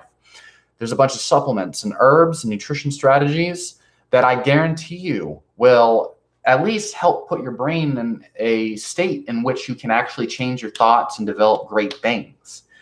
Hating your life is a direct reflection mostly of, well, that's another deep topic that I have to make a separate video on. And you're not really asking me a question. But, you can change your attitude towards life. One thing you got to be able to do is just stop being so stubborn and attached to your current way of seeing things. You have to understand that you're not your thoughts or your feelings. You're the observer of your thoughts and your feelings. But I also, personally go through stages of my life where I get into negative vibrations, negative feelings and things. And it's about momentum, guys. When your momentum's going downhill and you're moving towards negativity, scarcity, hating your life, hating other people and stuff like that, you've got to stop the momentum of the train going downhill until you tip it, and then you're here. You're at neutral. Okay, stop the negative momentum until you don't feel negative anymore, but you don't necessarily feel positive. And then you got to slowly climb your way up. Now, different methods can help you build positive momentum faster. But the key is seeing your feelings and thoughts as momentum. The more negative momentum you have, the more negative momentum you will have. It's a snowball effect, and the snowball keeps getting bigger and bigger and bigger.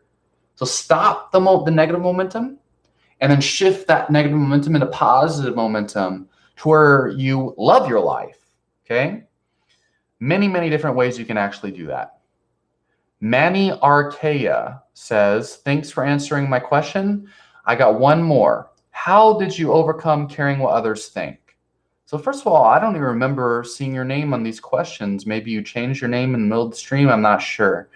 But how did I overcome caring what people think? Amazing question. So it's very simple. There was so for most of my life, I had some pretty bad social anxiety that I was able to overcome by band-aiding it with creating a pseudo self. Some people, they just act like they don't care what people think, or they act tough or whatever.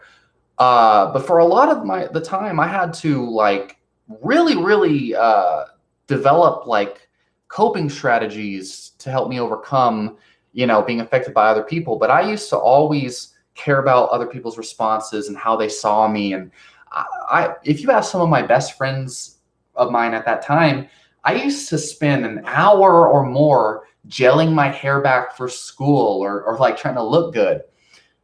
But so you have to recognize that it doesn't matter. The way I did this was I think I got this from Tim Ferriss. I started to just purposely dress like shit. I didn't shower for 2 months. I didn't comb my hair for 2 months. And I actually had long blonde hair at the time. I used to just wear whatever was comfortable. And if I could, I would purposely dress stupid. Okay. I would purposely dress with bright green shorts, and I would go out in the public smelling, not wearing deodorant at the time, not shampooing, not showering. And part of that was because I had psoriasis, really bad psoriasis at that time. And when I used a lot of soap, it would make my psoriasis worse. So I didn't shower because of that. And then the second thing is I wanted to grow my hair out. And so I just put coconut oil in it. And I didn't do shampoo. There's a whole community online called No Poo, where you don't shampoo your hair in an attempt to grow it out. And I was actually making a lot of success growing my hair out. But long story short, it also doubled as an experiment to where I went out in public without, because my skin was so bad, I was scared to date girls because I was really like, oh shit, I don't want to have sex with a girl and she thinks I have, like, I don't know, whole body herpes or something. So I had to, I cared so much about what people think at that point that I said, you know what, I gotta fucking just stop caring. So I did. I went out in public, didn't shower, didn't shampoo, wore a bunch of bullshit for 2 whole months. I went to doctor's visits. Um, the most craziest thing is I actually started to date girls without showering, without grooming. I had this crazy beard growing out at the time. Um, and these girls started to want to groom me themselves. They're like, well, why don't you, what the hell? Like, you don't shower. Why don't you shower? And I'm like, well, because I have this really bad skin issue and yada, yada. And they felt bad for me. And they're like, oh, well, will you shower if you shower with me or whatever? And that was a really great opportunity to escalate our intimacy in a way. But I had girls that actually would buy this one girl I was dating for, I stayed at her house for like a whole week at a time. And she actually bought me specific shampoo and conditioner, and she would shower me and wash me herself. And she actually shaved my beard for me and trimmed my beard and other hairy parts of my body. And point here is I didn't give a fuck about what people thought of me so much that I went out in public to numb myself to what people thought. If you go out in public and you purposely wear a bunch of really goofy clothes and you don't shower and stuff, you're going to feel real bad at first. You'll be like, oh shit, like, oh, I smell stuff. But who cares? It doesn't matter. That was the most important lesson in my life, was realizing no one said anything to me. My doctor didn't say anything, even though my mental health therapist should have said something.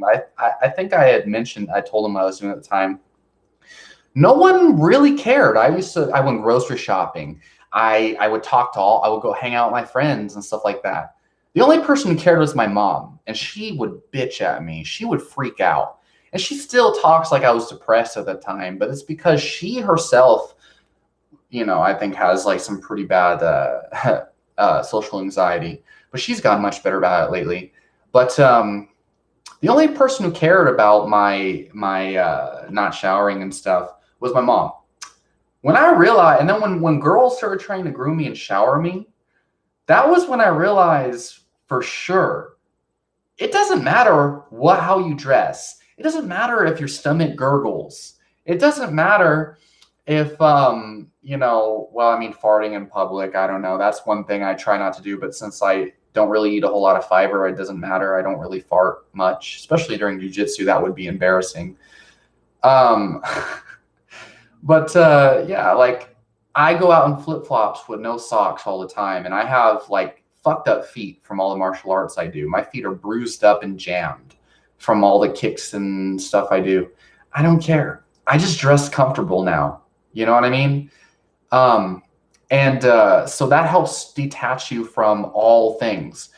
And if you look back at my videos before then, my videos were not so great because I was so scared of saying the wrong thing, and I was scared of people being bored.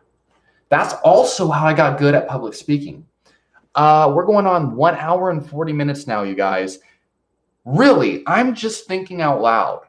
And I'm just enjoying the fuck out of myself because I have a detachment from outcome. And, I'm not really like attached to like reactions and things, although I want to provide value. And that experiment really helped me become confident in who I am as a person. And I realized my personality, I realized how I feel matters way more than how other people are perceiving me. But it's important for you to also not act in a way that's incredibly outrageous. But I used to be that person who freaked out all the time just for my own amusement in the middle of the mall just to see people's reactions. So yeah, you don't want to look crazy. But anyway, yeah, it's very unhealthy to be super attached to other people's opinions of you. And I think it's very important for people to detach their emotions and whatnot from other people's reactions. It's a very big virus I see in like society. Rashid Lewis retracted his message. Honestly, I would love to see whatever message you had, Rashid. I will be happy to, talk about whatever it might be. Not What I Mean says, your story is very similar to Dr. Saladino's. He has a book coming out in August.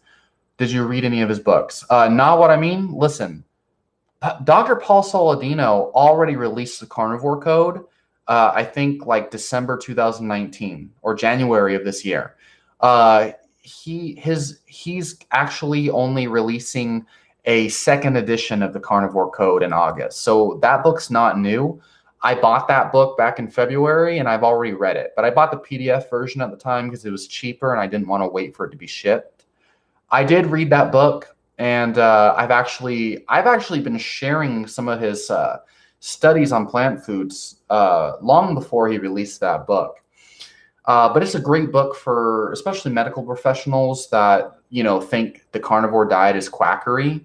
It's really not if you understand that it works. First of all, most people like Lane Norton, for example, like all these evidence-based people are like, they don't want to believe that when people remove plant foods, they oftentimes relieve all the symptoms of autoimmune diseases. They like Lane Norton was saying it's a placebo effect, but that's ignorance. That's so ignorant. And so I think Paul Saladino's book definitely is important for them to read because it explains very clearly why a lot of people experience those benefits from it. Rashid Lewis, he asks, how do you properly cleanse the colon thoroughly? Good question, Rashid. So first of all, anybody who promotes colon cleanses, okay, most of these people are spewing nonsense. So you don't really need to cleanse the body, okay? So when I was raw vegan back in the day, I fell for a lot of these gurus and things, especially these people.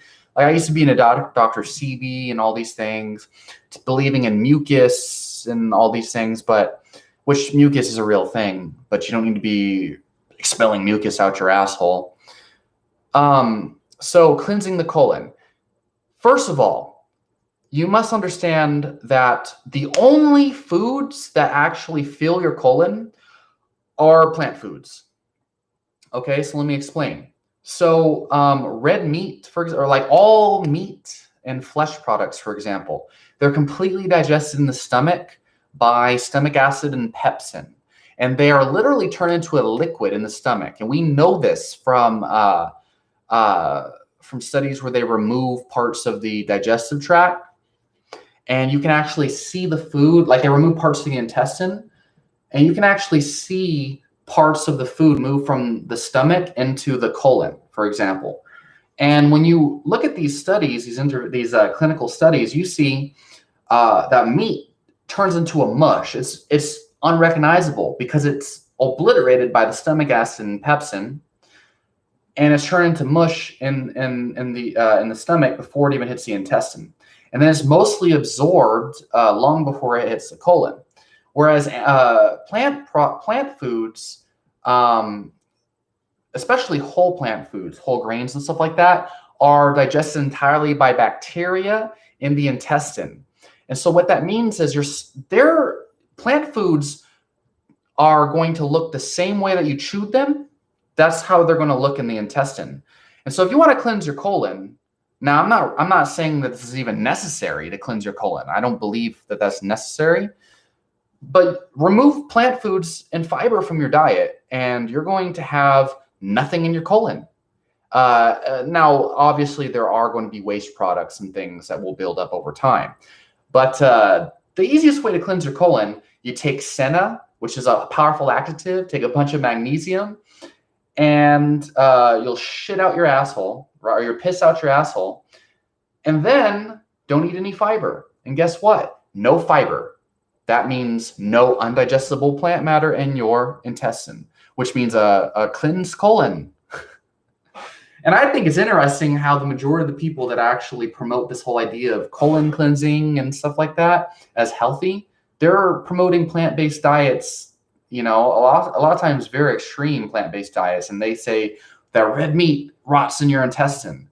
These people are so disconnected from reality that it's borderline schizophrenic. And every time I hear people say this shit, I'm like it's crazy, man.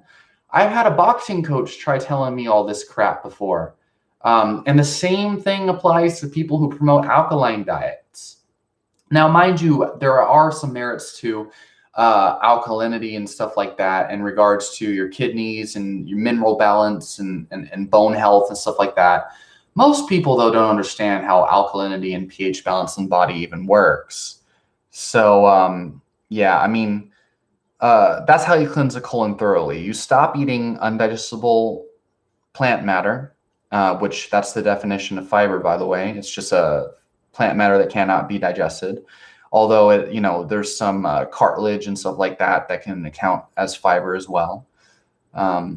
Take some hardcore laxatives, but I don't recommend you aim to cleanse the colon. Why would you want to cleanse your colon is the real question. What are you attempting to achieve? Let's see. Now What I Mean asks, have you read that carbonated water leaches calcium from your bones?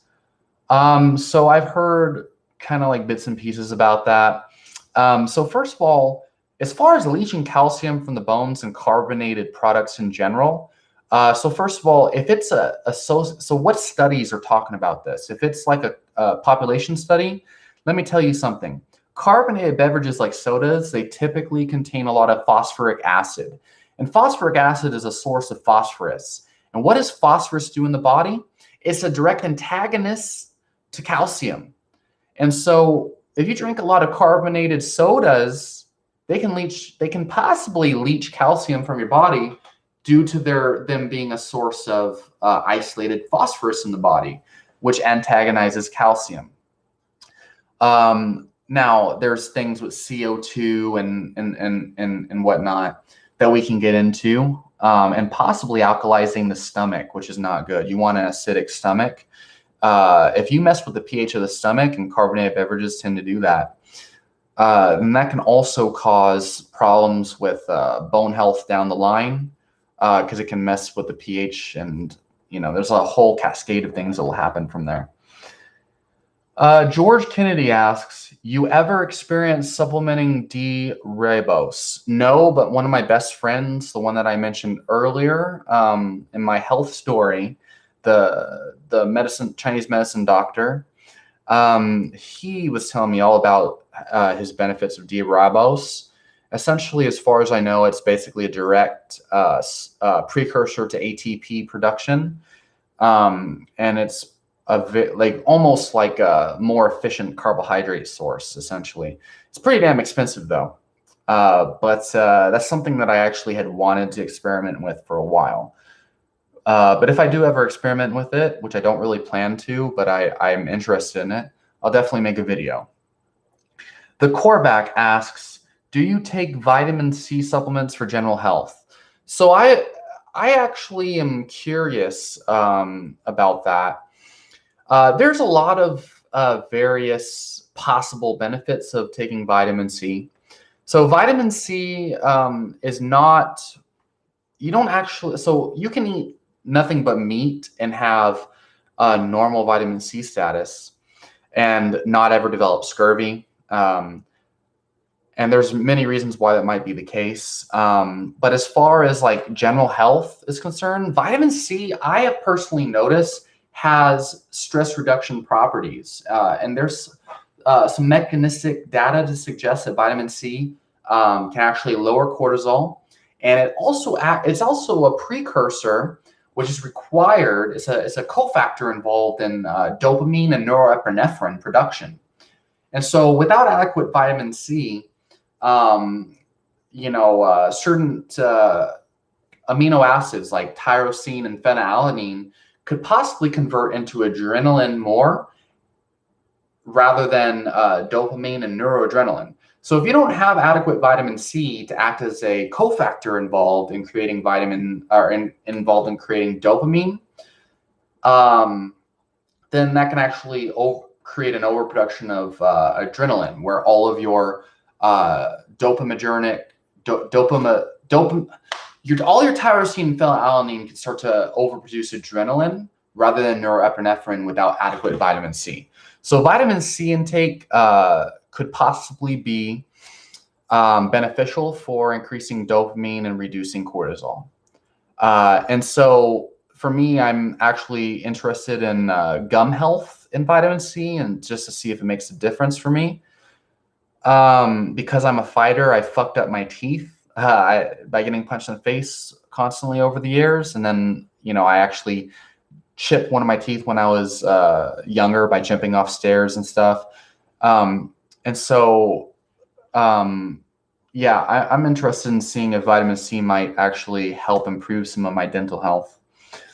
But yeah, as far as like relaxation and stuff is concerned, I've noticed plain old ascorbic acid powder seems to be very beneficial.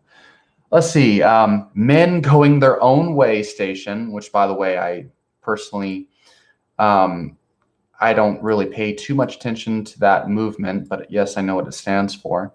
Men Going Their Own Way Station asks, what age did you start balding? I started balding around the age of 16. Part of that might have been because I was taking Seroquel for so long, and at such high dosages from an early age. The other part of that might be because of my shitty ass diet. I started balding around the time I became addicted to energy drinks. Another thing is that, if you believe in the genetic factor, all of my uncles are bald. And my mother has very thin hair, and her dad was bald. And now my younger brother, who we actually have different biological dads, is also balding. And so it seems like there's a genetic factor involved in my balding. But yeah, I was like 16 when I started balding.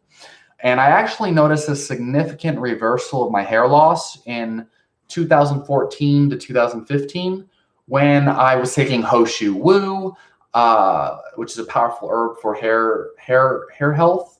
I was taking Diatomaceous earth for the, was it the silica content?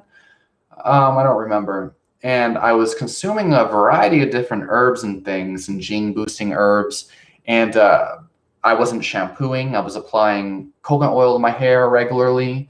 I actually tried rubbing cayenne pepper into my scalp, which burnt my eyes when I was sweating. I tried all sorts of things to regrow my hair, and it was actually working for a while. But eventually it was too much money and I didn't care. And then also the girl I was with at the time, best girlfriend ever, by the way, that I've ever had, 4 years. She was awesome. My girlfriend at the time told me I should shave my head and grow out my beard. And many people told me I should do that.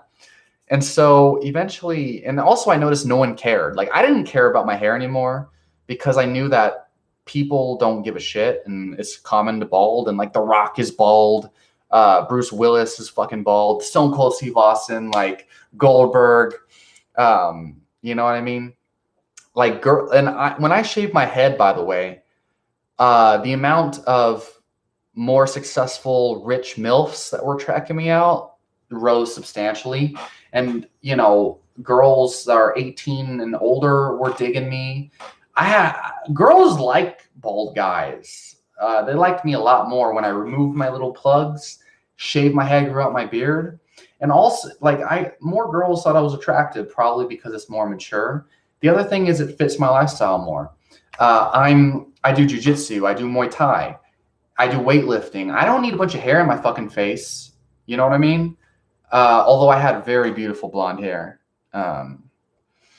So yeah. COVID Nuremberg. During the trials, Nazis tried to use the defense that they were just following orders. Just following orders, no defense, blah, blah, blah. Kevin Tradu. So Not What I Mean says, Kevin Tradu says you should care what people think, but not that much. Yeah, I think you should consider what people think for sure, and you should try not to like stand out in a way that's detrimental to your social health. You know what I mean? But don't really care so much that you compromise your own well-being. I think that's good. And isn't Kevin Tradu the guy who created that book, the like cures that doctors don't want you to know about? I actually have 2 of his books in my collection, not because I like his advice. Oh, that is him? Yeah, so I actually made a video about Kevin Tradu. Don't like take everything you read from anyone or everything I'm saying even with a grain of salt. But a lot of the things he said in his books are they don't stack up to real world results for reversing certain diseases. And I do have his books in my collection. In fact, I could run over into my closet and get it right now. But yeah, I don't really believe in a lot of the things that he talks about. Let me see here. Not What I Mean says colon cleansing can be good in certain circumstances. Candida. So I'll get to that Candida thing because I actually had small intestinal bacterial overgrowth, which many people assume is Candida, but it's generally not. I had the white tongue, like yellow tongue at one point, and all of that went hand in hand with my psoriasis and irritable bowel syndrome. And I tried all sorts of colon cleanses and bentonite clay. I tried like a wormwood, clove, and black walnut hull tincture, which is a parasite cleanse. I did baking soda cleanse, which is stupid as fuck. What else did I do? I did vitamin B17, which aren't really colon cleanses. I did the psyllium husk, and I did colon cleansing kits. And guys, nothing really helped. Actually, all of that shit fucked me up even worse, but nothing helped more. So I think coconut oil is very powerful, the lauric acid content of removing Candida and small intestinal bacterial overgrowth. The main thing that helped me, though, was removing the whole grains and foods that were actually causing it to begin with. Rashid Lewis says, thanks, that's great. One more question. Are you familiar with Vera Solier? If yes, what can I do if I'm having a lot of testicle issues? What things should I do and or supplements I should take? So let me just to verify this is what I think it is. Let me give a quick Google search, right? Dr. Google, just say it for the win. Let's see. Oh, enlargement of the veins within the loose bag of the skin. Hold. Okay. Oof. Similar to varicose vein you might see in your leg. Yeah. Common cause of low sperm production, decreased sperm quality. Okay, so yeah, this is a mixed bag actually, because there can be a variety of causes. Oh man. Sounds like what Vegan Gains has. Yeah, so I'll tell you this. I've actually noticed a lot of people who suffer from that. So Rashid, if you can tell me, what is your diet like? What is your diet like? Tell me in the comments, just a general theme of your diet. Is it a plant-based diet? Do you typically eat lower animal products? And also, if you can let me know, like, how old are you? If you're an older gentleman, how long have you had that? You know, when did you start to notice it? What, did you have any kind of injury down there, or did it just happen randomly? Yeah, because I mean, when it comes to varicose veins, there's a variety of different possibilities for how that might happen. And I researched it pretty thoroughly back in 2014 because there was this vegan at the health food store that was telling me she's tried everything to remove her varicose vein, and it kind of triggered me because I was like, no, there's definitely a way to reverse that. But I found that it's actually pretty complicated, and it depends on the context and the person. Now what I mean says, I get headaches because of eye strain. So Rashid, let me know about your age, when you notice that happening in your diet and stuff like that, um, or if it just happened randomly. See, now what I mean says, I get headaches because of eye strain. Do you know a safe way to treat this type of headache? Farsighted. Okay, so eye strain. Well, if thank you, Fragmented Fragrances. I really appreciate that. If you have any questions, definitely ask them and I'll answer for you. So headaches from eye strain. So first of all, limit your artificial light exposure. That's really, really big. For a long time, I had really bad sensitivity to light, and it was very hard for me to drive, especially during the nighttime, because cars behind me, their lights would blind me and stuff. So eye strain. So you say you're farsighted. Limit your artificial light, first of all. Buy a really good pair of blue blocking glasses. Limit your time watching on screens and stuff like that. And also understand that if you're wearing, I don't know if you're wearing glasses because you're farsighted, but if you're wearing special glasses or something like that, just the act of wearing glasses actually puts a lot of strain on the eyes. And when we talk about eye strains, a lot of that can be muscle strains of the eye. So understand things like farsightedness. A lot of times, nearsightedness or farsightedness are simply a muscular adaptation towards basically giving your eye an eye workout towards an object at a certain range for a long period of time. So if you're nearsighted, for example, you're constantly staring at objects that are near to your eyes. And so your eyes, the muscles of your eyes actually adapt to focusing on objects that are closer to you.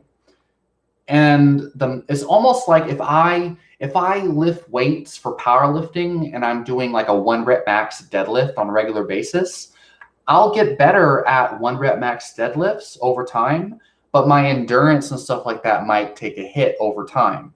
And a lot of that has to do with just training your eye muscles towards the other way. And you can actually train, nearsightedness and farsightedness at the same time. But the key is creating those adaptations that you want. And so remedying farsightedness would be a good place to start, because that could relieve your eye strain. So maybe read more books, stuff like that. And you can give yourself, kind of massages around these areas. I noticed this muscle here is really good for relieving a lot of the eye strain that I suffer from. Blue blocking glasses, avoiding artificial light, getting more sunlight is probably very important. Doing a hot, cold hydrotherapy shower, like rotating hot and cold around your forehead and your eyes in that area, is very powerful.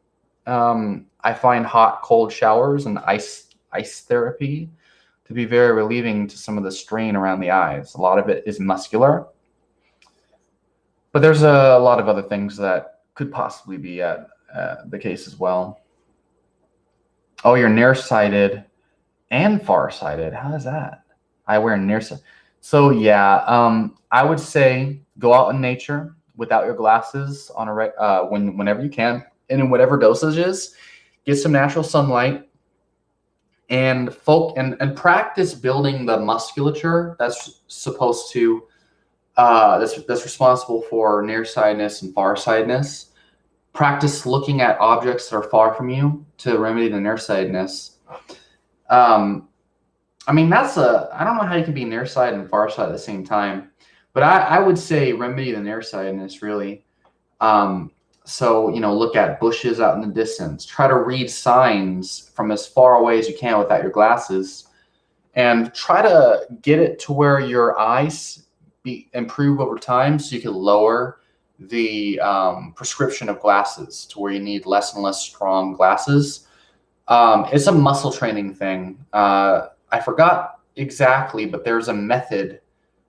There's a guy who actually is like an eye doctor that's known for this, and he has a whole program responsible for curing this type of thing.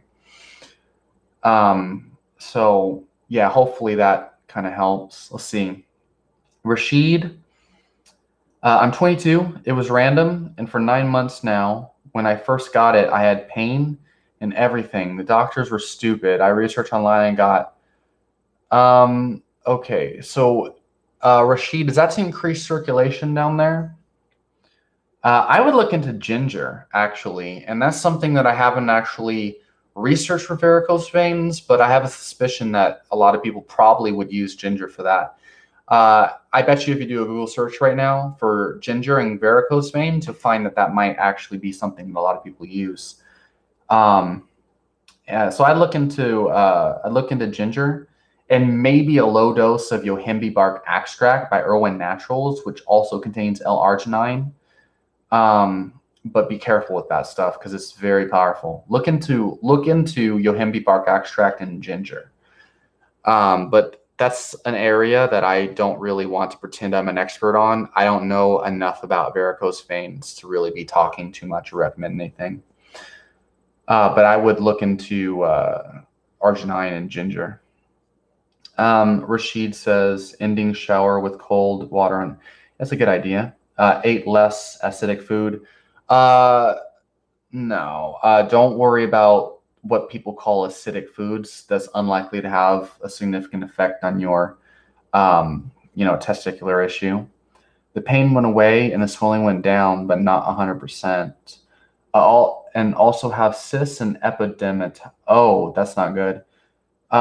You have cysts. So if you have cysts, so this could be a hormonal issue. Do you have any symptoms of low testosterone and high estrogen? I would check your vitamin D levels. Are you overweight? Do you have a high percentage of body fat? How active are you? Because if you're overweight, just by reducing your body fat percentage might reduce a lot of these problems, because I'm pretty sure your cysts and your inflammation on your skin probably is tied to whatever's also causing the varicose vein in your testicles. Let's see. Oh, Rashid, my testosterone lowered because of it. Your testosterone lowered it. Oh, because of it. Yeah.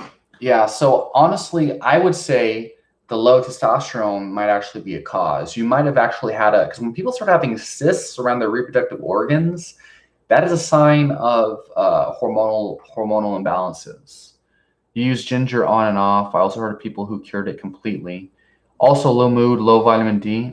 Oh, really? Darker skin. So I would supplement 10,000 IU's vitamin D3. So strive to eat 2 pounds of red meat every single day. If you hopefully you can afford it. So ground beef is fine. Any type of red meat. And because you're talking about being skinny, it's possible that you have numerous nutrient deficiencies that are causing hormonal imbalances. And it sounds to me like at the very least your base of nutrition might be off a little bit. So, in this whole idea of colon cleansing and acidic foods, chances are this will just make your problem worse. Because I personally fell for that back in 2014 when I had all these problems myself. And when I went on a paleo diet, for example, where it was an autoimmune paleo diet where I was just eating bananas, berries, and fruits. And then, I was eating vegetables and stuff too, but I was staying away from whole grains, beans, nuts, and seeds. But I was also eating a lot of animal protein. I was eating red meat every single day. I removed the majority of all my problems, and I got a six-pack for the first time in my life, which I don't know if, I mean, I'm relatively, I don't know if you could see, but I have a six-pack now too, and I eat mostly ketogenic. You're an on and off eater. Yeah, I mean, I'm telling you right now, the vast majority of people on this planet, they eat too much carbohydrates, too many plant foods, and not enough red meat.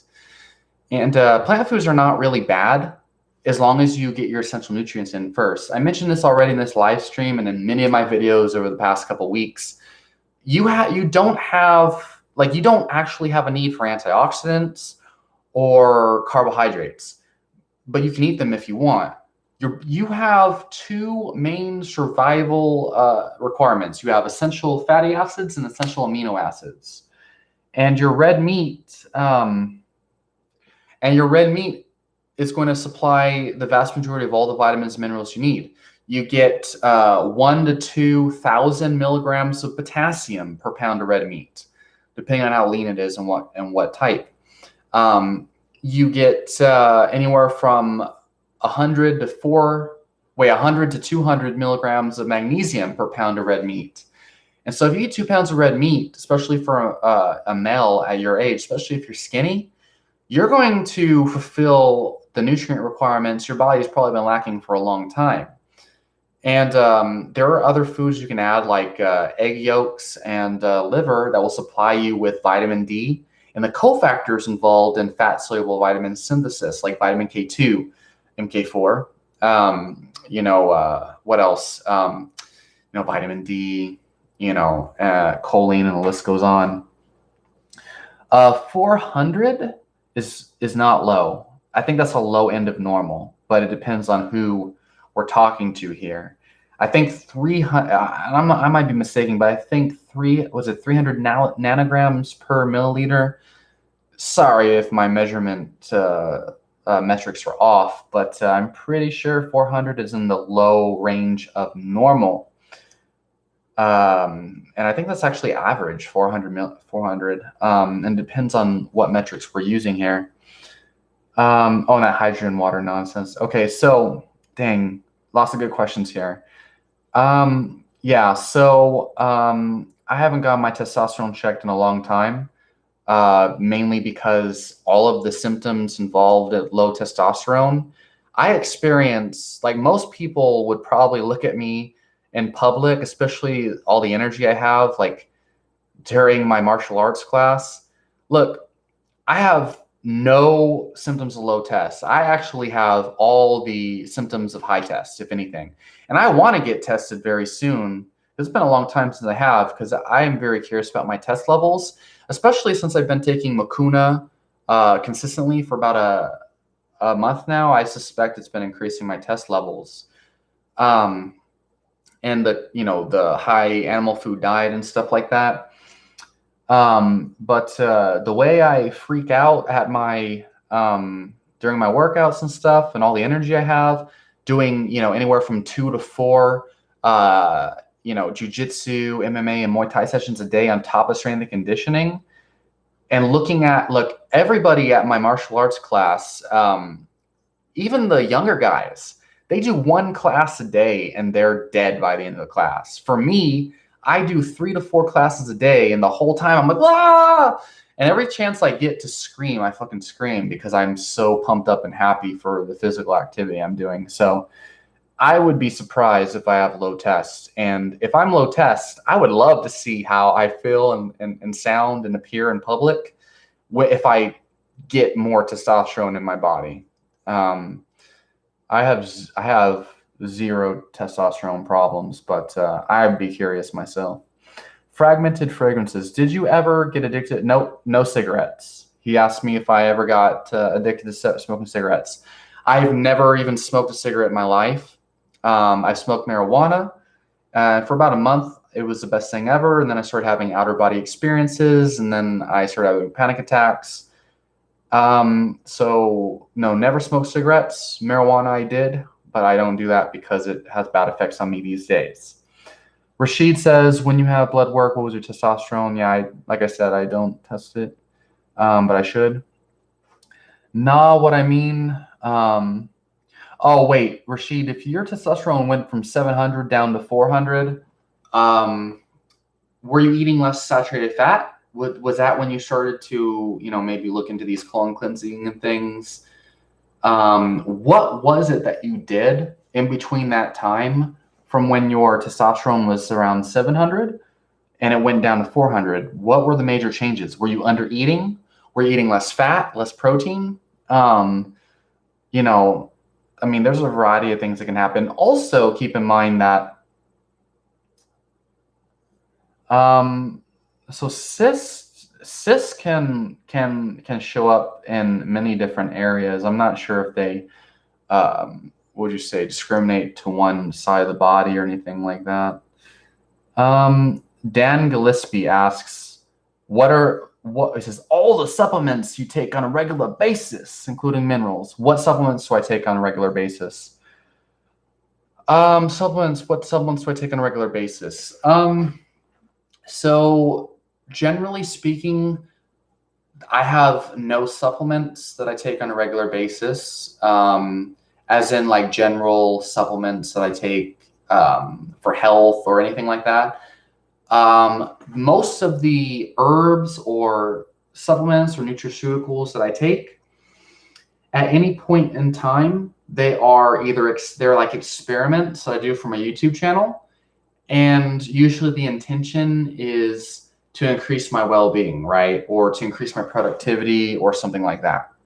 So, every couple weeks or months, I generally take something new. As for things I take on a regular basis, so let me just kind of let you guys know. Yes, Rashid, please do. And again, I am also open for consultations through video chat if you guys are interested in the near future for health and lifestyle coaching. So let me tell you guys like my daily like food and supplement routine, right? So let's see. I wake up, and the first thing I do right now is I take 2 capsules of Now Foods Mucuna Dopamacuna prurens extract. That's not something that I take because I need it. It's not something I have always taken. It's just something I'm taking now for my YouTube channel and experimentation on its effects on my motivation, my exercise performance, and productivity. So I take about 2 capsules of Now Foods Mucuna prurens extract in the morning with a whole glass of water. And depending on how many carbs I've been eating around this time, if I've been on mostly keto, like no carbs at all, I will take a teaspoon of Redmond's real salt or Himalayan salt, along with about 1/4 of a teaspoon of pure potassium citrate. So that's like no salt. So 700 milligrams of potassium and approximately 2,000 milligrams of sodium first thing in the morning, alongside my Mucuna prurens with water. And so the salt and potassium is something that I will always take as long as I'm eating under 100 grams of carbs per day, just so you know. But I will change the sodium intake actually. Sometimes less, sometimes more. If I'm eating more carbs, I don't really need the potassium because I get most of my carbs from bananas if I do eat carbs. They're very high in potassium.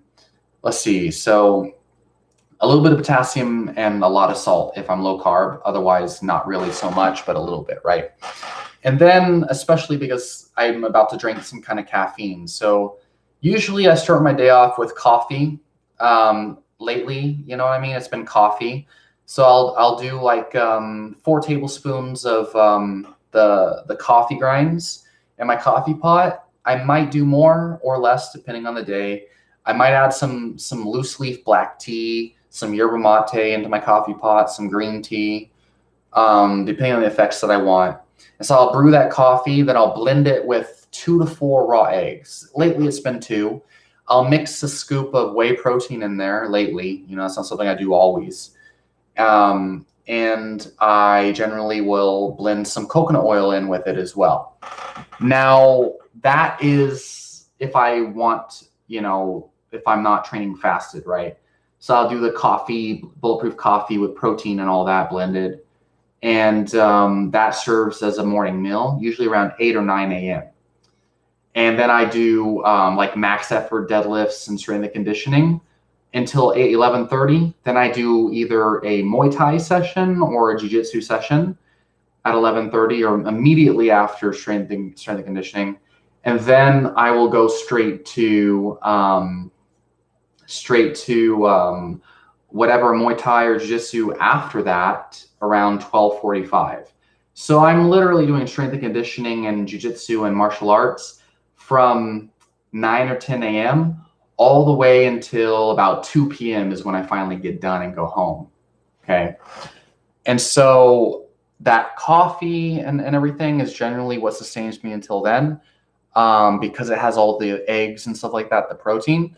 But if I don't do that, I'll just take some caffeine pills, maybe some guarana pills.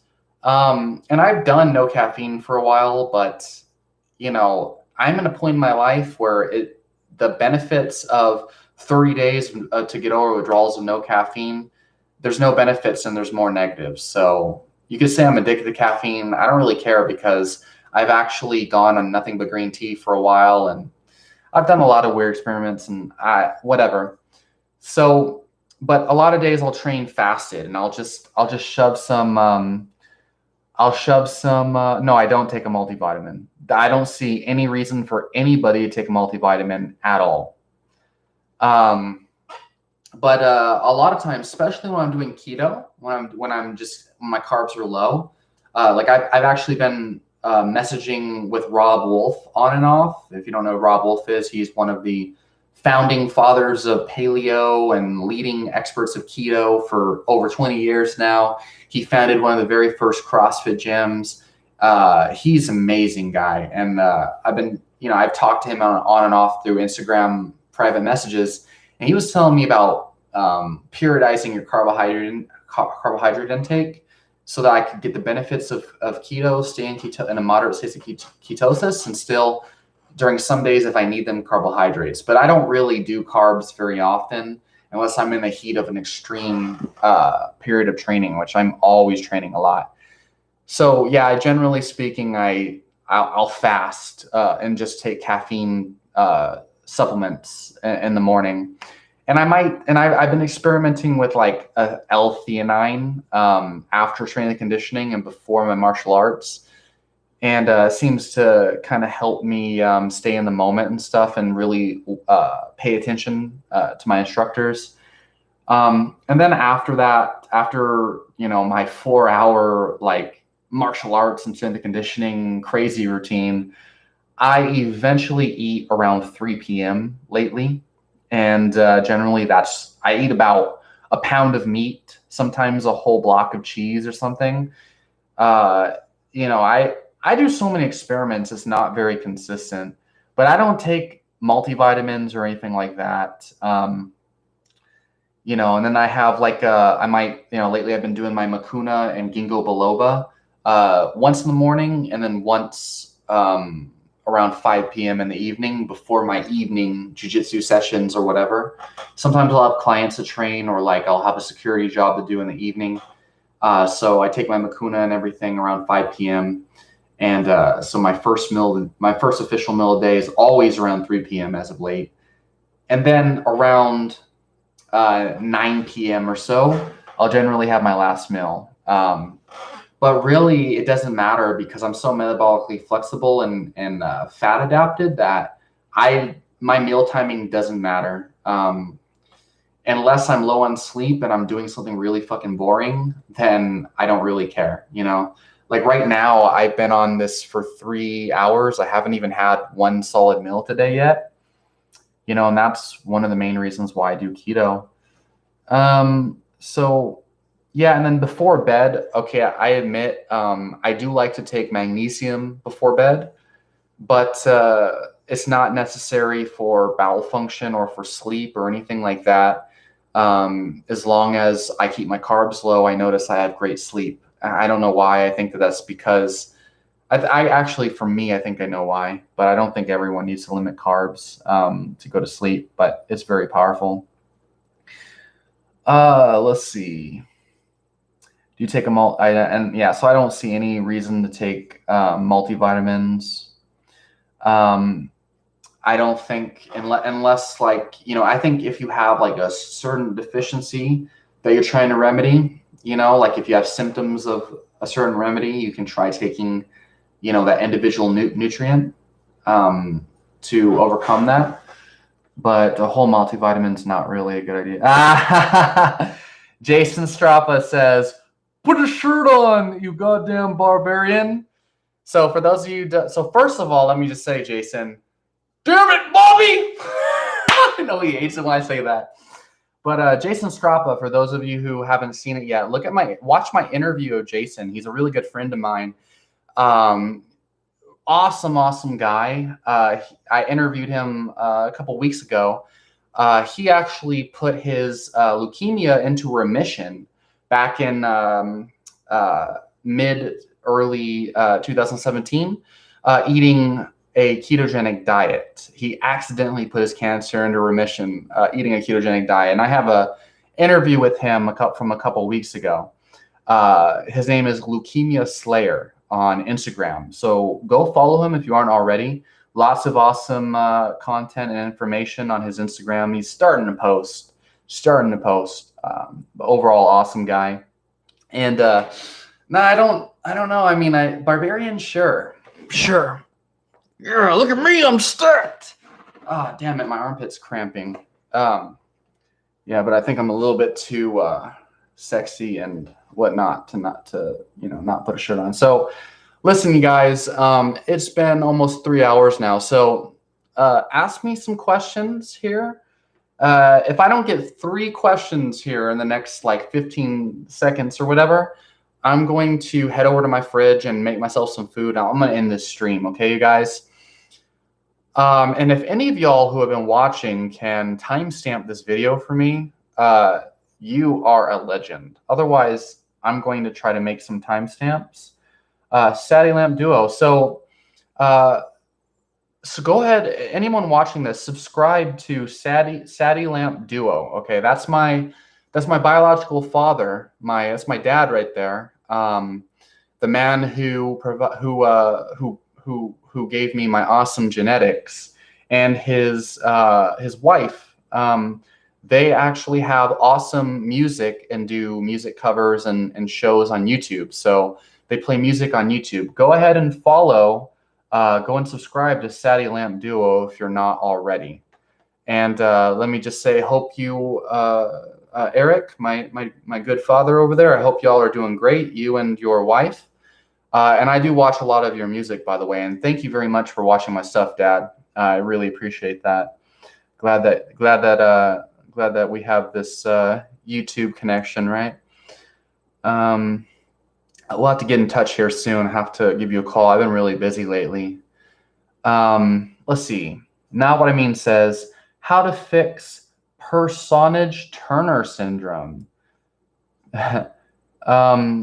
So fragmented fragrances is a good question I want to get to real soon. I've never heard of personage. Never heard of that. What is that? I've never heard of that. Idiopathic brachial plexopathy. Oh, that's interesting. Complex constellation of symptoms. Shoulder pain, unilaterally, neurological motor weakness.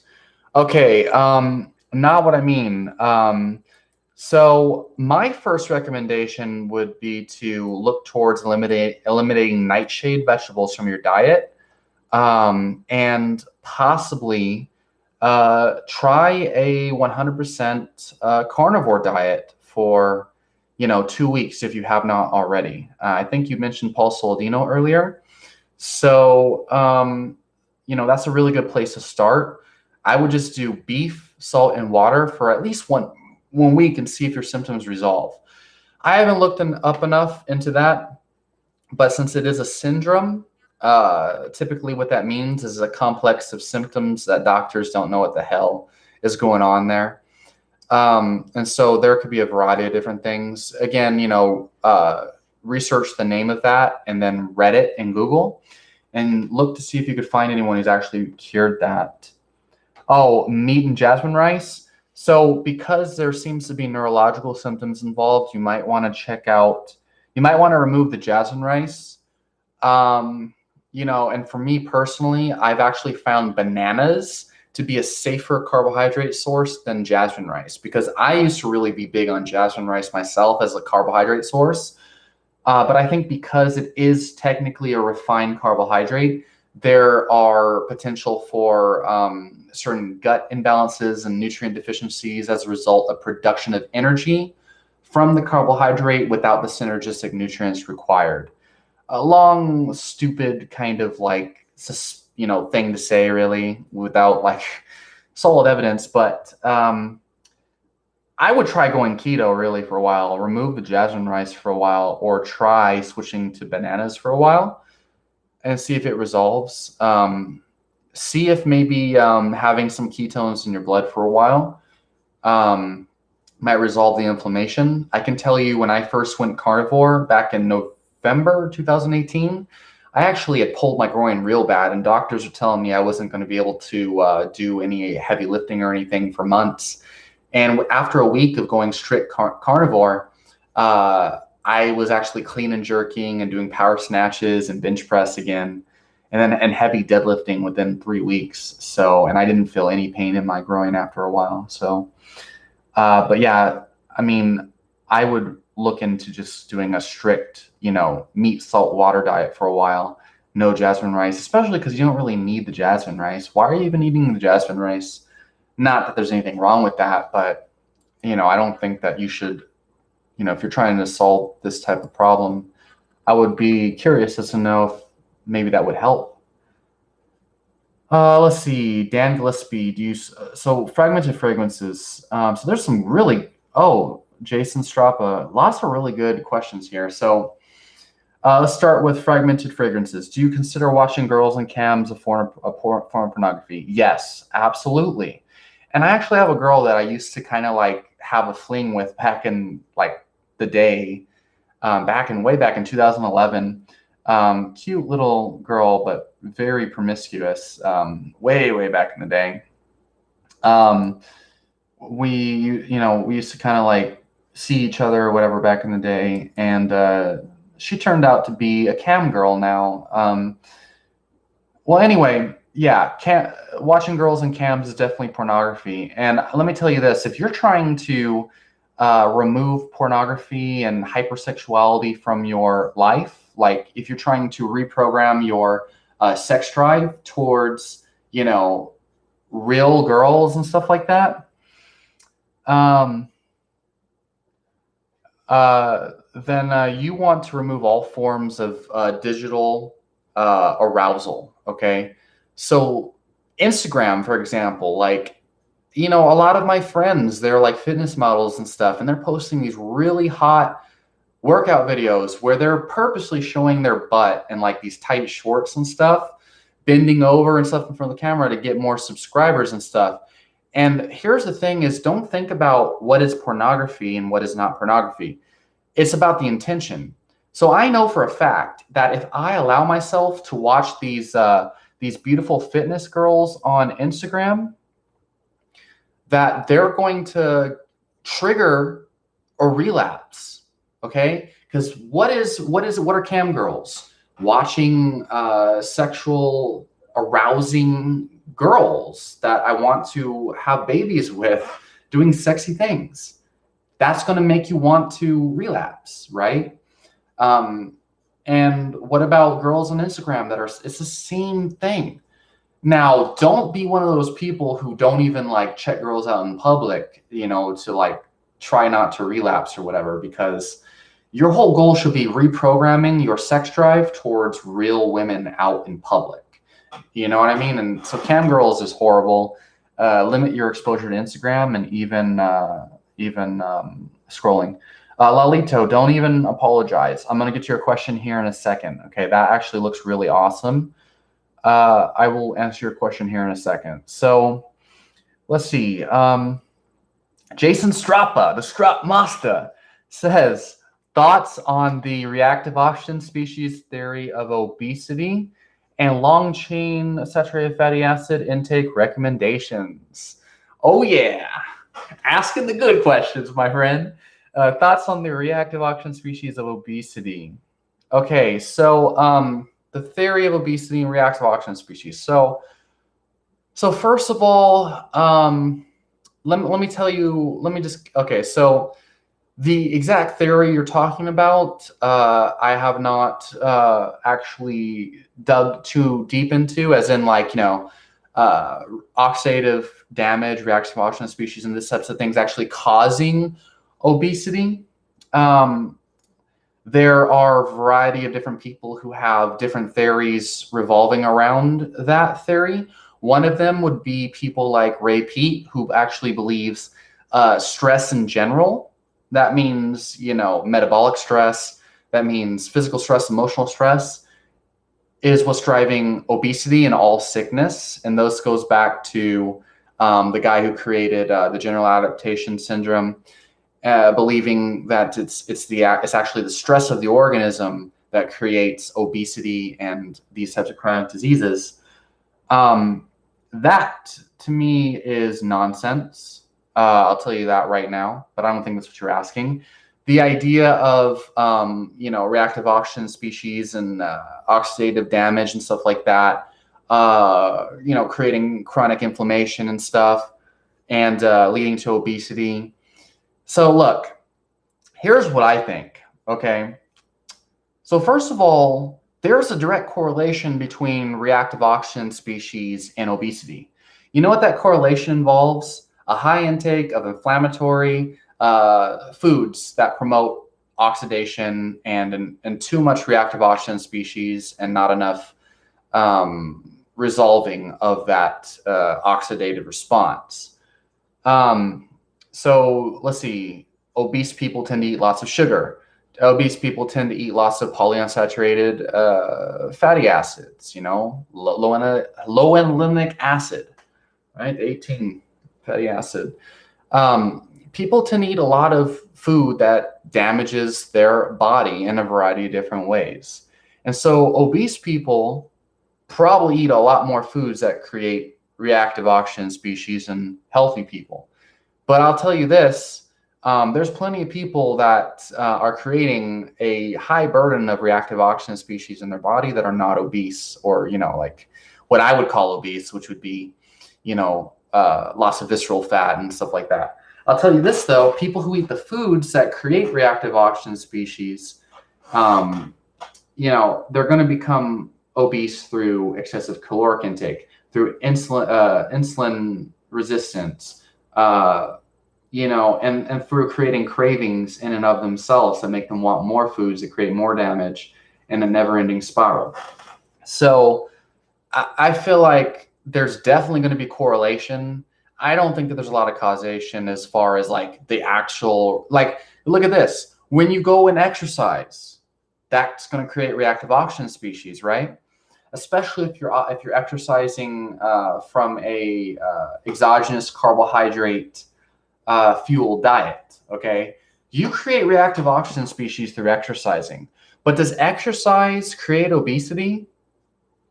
No.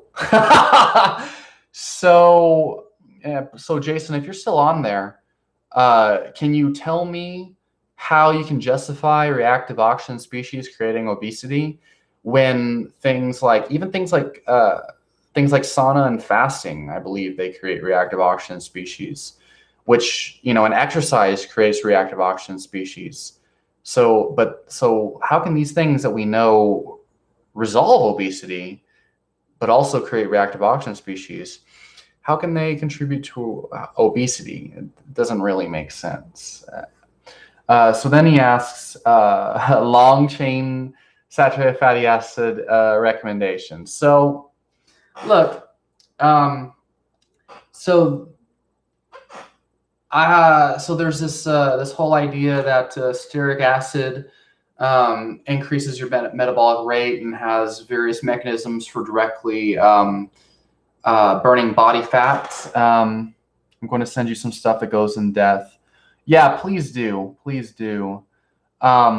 Please do send me that stuff. There's that, is it Fire in the Bottle? It's a blog that talks about this guy who makes a lot of croissants, basically, and goes on this croissant diet. And he's basically consuming high amounts of stearic acid from these really buttery croissants. He basically got the idea from like French people. And his idea is that the reason why French people are so skinny and are so healthy is because they have a high intake of saturated fatty acids coming from the butter that is being used to make their croissants. And so him and a lot of clients or other people that have actually tried what he's talking about, tried his croissant diet, they all found that they start to decrease their body fat without even trying, and they just eat unlimited croissants every single day. And I think he had said that he also eats like pizzas and stuff on the side, as long as he eats like a minimum dose of like croissants every day made with butter. And they notice that they're not hungry anymore. Their appetite goes down and they're heavily satiated. And it's a high carb, high fat diet. There's very little in protein. And it goes directly against what Ted Newman believes, which is that protein is mainly for, satiation and whatnot.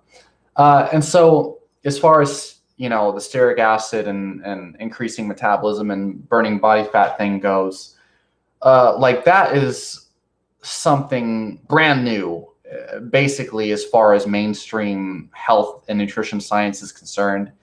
Not a lot of people are talking about it, other than people that are part of the Ray Peat camp and people that were following that guy from Fire in a Bottle or whatever that did the croissant diet.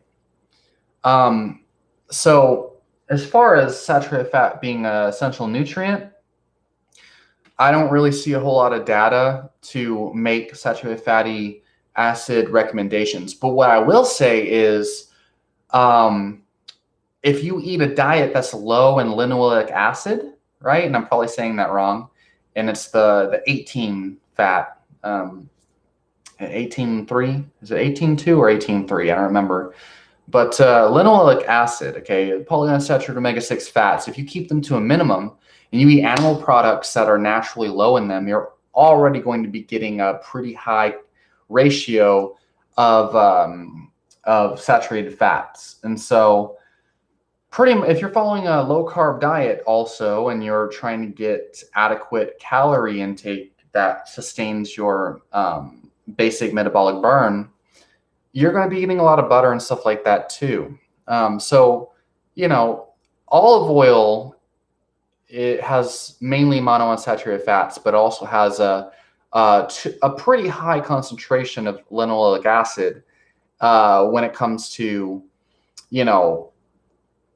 keeping it to a minimum to produce better health outcomes. Where I'm getting at, though, is I don't think it's good to have a recommended daily intake of saturated fat. I think if you keep your linoleic acid low and you're eating a lot of animal products, then you're naturally going to be reaching a pretty high amount of saturated fat.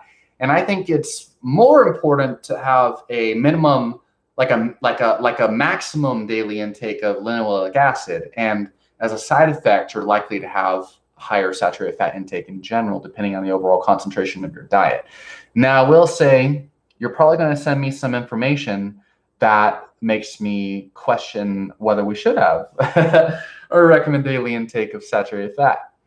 And also, I have done an experiment where I was actually eating like 2 sticks of butter a day, because I was trying to reach the 80% fat macros of traditional therapeutic ketogenic diets. So I was eating this insane amount of heavy cream and butter every single day. And I actually noticed it seemed like the more saturated fat I ate, the leaner I got. It doesn't translate into better strength, though. I've noticed more protein creates more strength.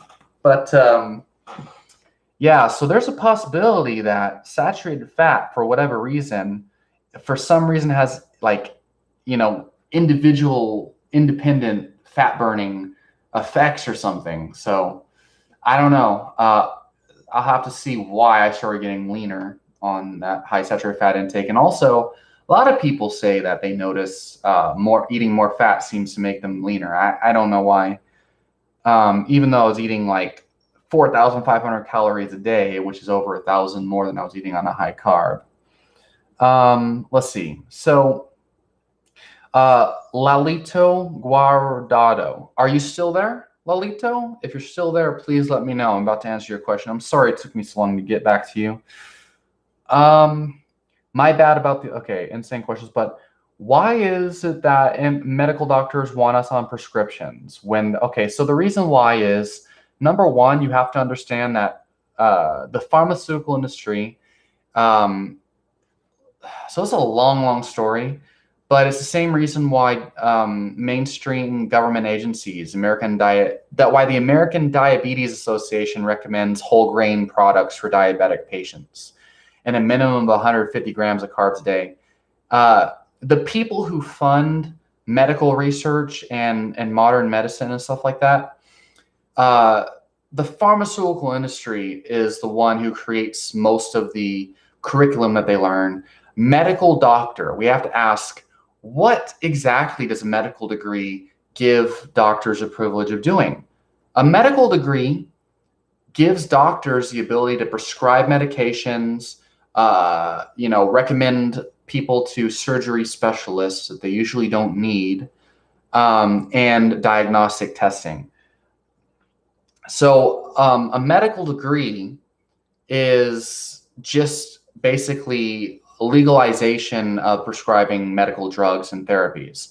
So the short answer is that medical doctors, their whole career, their whole profession is about prescription drugs and surgeries and diagnostic testing.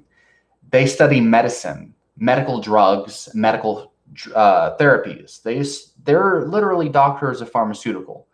They're doctors of pharmacy in practice, basically.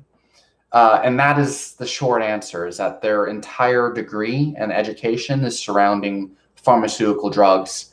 And that's all that they know, because that's what their degree is about. They're not, nutrition scientists. They're not health scientists. They're not even personal trainers, which is dumb, but you know what I mean? So there's that. The second thing is that most people think complicated problems need complicated solutions. Like, for example, people think like diabetes is like extreme death sentence, and they're taught that it's like a lifetime of problems. And so the more severe a health problem, the more severe the solution is kind of what they think. But basically the pharmaceutical industry basically owns the medical profession. And if you want to get deeper into that rabbit hole, Bayer is like one of the largest pharmaceutical industries in the world. They also own Monsanto, who basically is in charge of providing the seeds for the grain industry and things. And fun fact, cows, for example, they don't actually eat the grains that humans would normally eat. So it's not like Monsanto is is helping out the cow industry. Cows generally are fed, even factory farms, they're fed cereal grains that are not fit for human consumption. So whatever the scraps that humans can't eat, these cows eat. And so what I'm saying here is the grain industry, and from what I believe, my opinion, my bias, the grain industry runs a show, and they're the same as the pharmaceutical industry. They're linked. They're the same companies, and they're the lobbying. Okay, lobbying and what do you say? Large corporations, lots of money, funding big government and big government organizations and modern healthcare. And also, basically, they're just not educated. They don't even read science. They don't read studies. Do you really think a medical doctor who's working these long hours and, do you think they have time to sit down and read,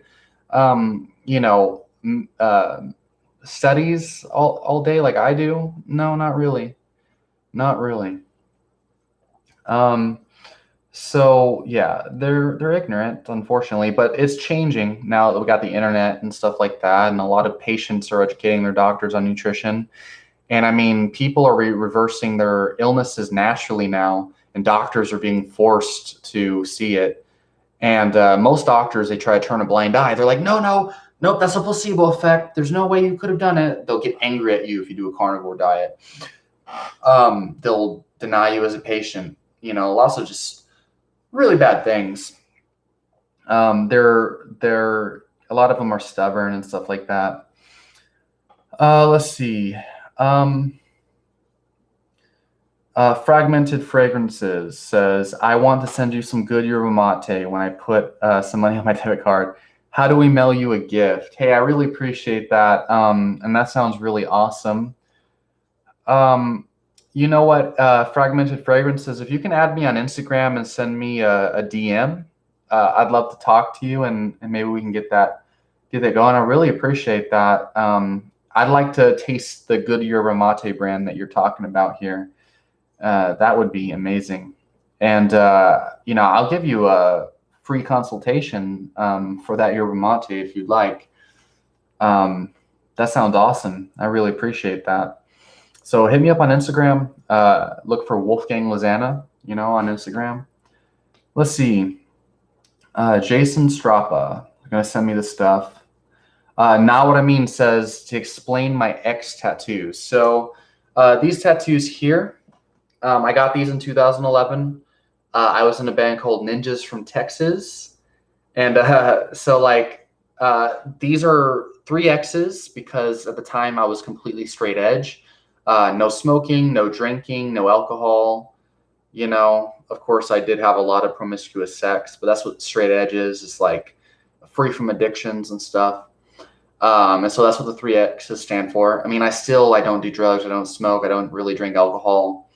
But I mean, I take herbal supplements and stuff. You know what I mean? And when you really think about what a drug is, it's like pretty much anything can be a drug.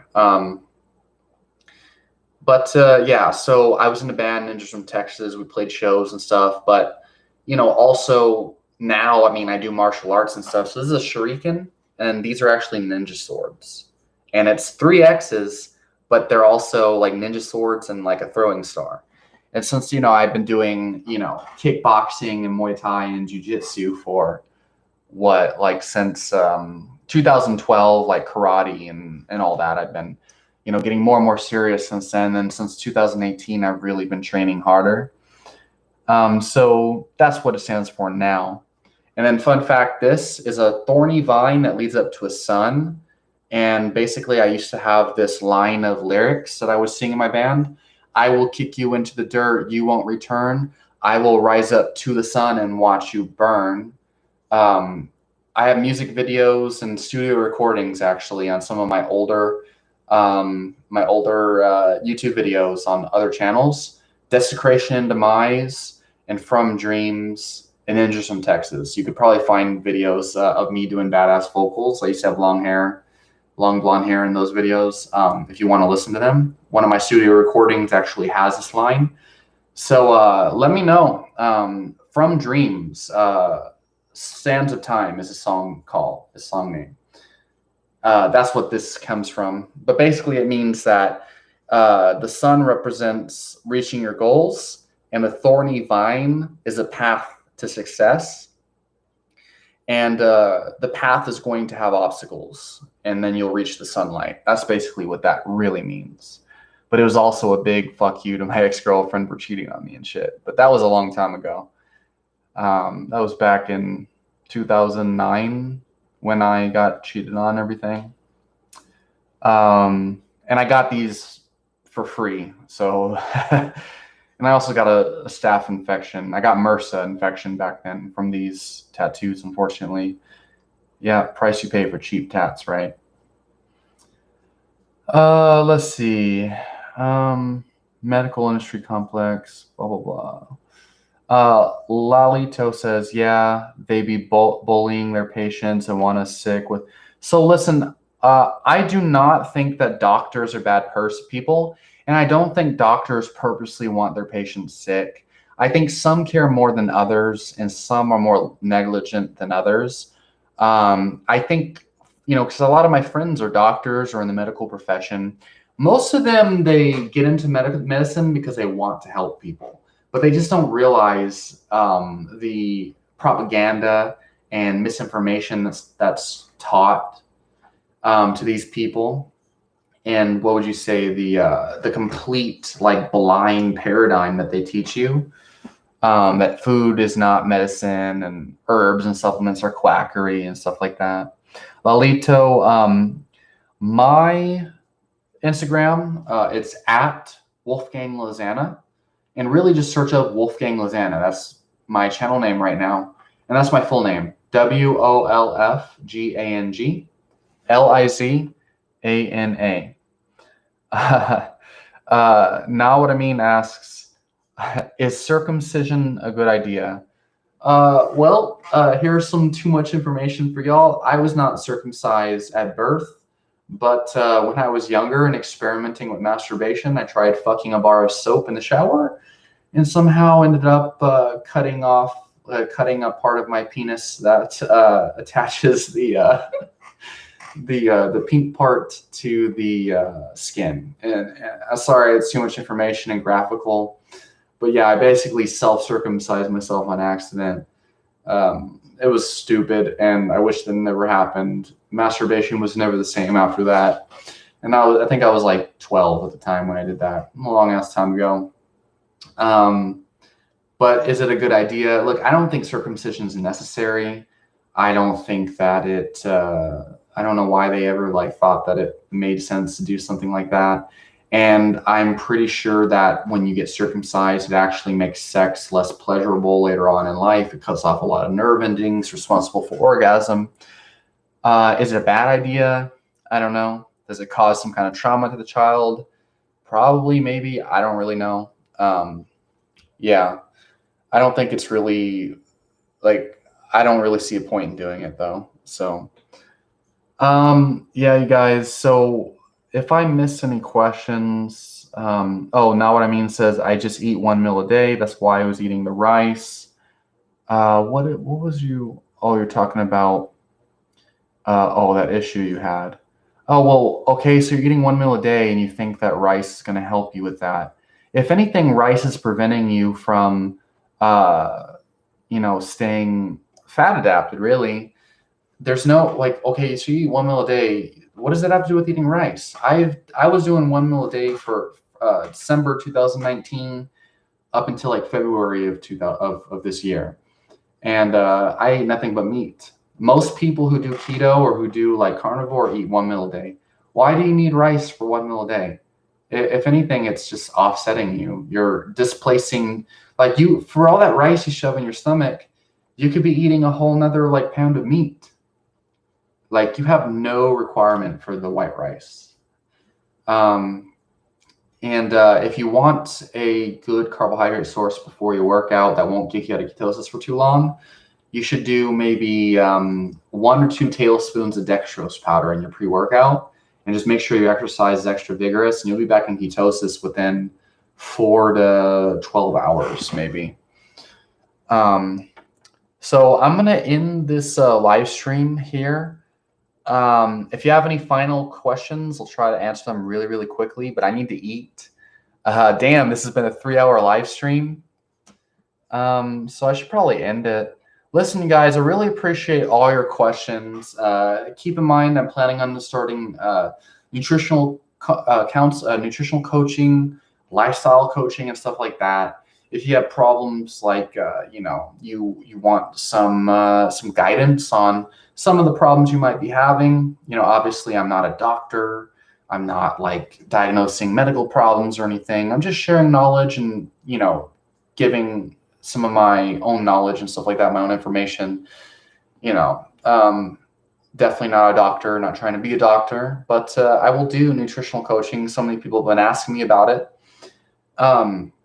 If you have some lifestyle problems, things like, social anxiety and stuff like that, obviously consult with a doctor if it's severe and you need, help. I think talk therapy is great. I don't pretend to be a psychologist or anything like that. When is my next live stream? Honestly, I don't really have a schedule. Can lack of protein lead to weight gain? Mexer asks. Yes, and I'll explain that here in a second. So yeah, my next live stream, I'm not exactly sure. I don't really have a schedule set right now. I think probably on Sundays is a really good time for me to live stream. Now that I got Wi-Fi, I'm planning on live streaming more often. So I haven't really decided, but I'll make a video announcing it if I make a schedule. Chances are I'll definitely be doing random live streams every now and then. But I'll try to make it a regular thing, probably 6 p.m. on Sundays, give or take. Let's just say that for now. 6 p.m. on Sundays, but I'm, my time, which I think is like Central Time or something. But I'll announce it when I find a time. But yeah, Mexer asks, can lack of protein lead to weight gain? So yeah, definitely. So I recommend everybody get 1 gram per pound of lean mass or 1 gram per pound of your ideal body weight if you don't know your lean mass. I get body fat scans every 4 weeks, so I already know. You're a superhero. Well, thank you very much, my friend. I'm looking forward to that yerba mate that you're talking about, and we could have some good discussions on Instagram. Really appreciate the feedback, you guys. So, lack of protein, let me just touch on that real quick. So protein actually seems to have a negative caloric effect. So basically, when you eat protein, it actually has something like a 30 to 70% extra caloric burn. Some people say that protein should be counted for only 2 calories per gram or something like that, because it actually burns calories during digestion. So here's the thing. If your goal is to be healthy and you want to lose fat and you're not really concerned about weight, because losing weight is an illusion. You don't want to lose weight, okay? Because losing weight can mean, like, if you lose weight on the weight scale, right? You could be losing muscle. You could be losing bone density. You could be losing fiber in your gut. You can be losing a whole lot of lean mass that you don't want to be losing, as well as body fat. But what you really want to focus on is losing body fat. And you want to, and body fat is dependent on its ratio to lean mass. The more lean mass you have, the higher your metabolic rate, because muscle is very calorically expensive. Basically, muscle requires a lot of calories to maintain. So the more muscle you have, the more calories you can eat without gaining body fat, because your muscles are basically going to be eating up the calories, you could say. And so more protein, if you eat adequate protein, you're going to be building muscle and combined with strength training, obviously. So you can actually burn calories by eating protein. You can actually eat you can gain less body fat by eating more protein, because protein is satiating. The more satiated you are, the less calories you want to eat over time, if you believe in the calorie hypothesis. And building lean mass, is going to increase your caloric burn because of more lean mass. Protein directly burns calories itself through digestion and things. It increases thermogenesis.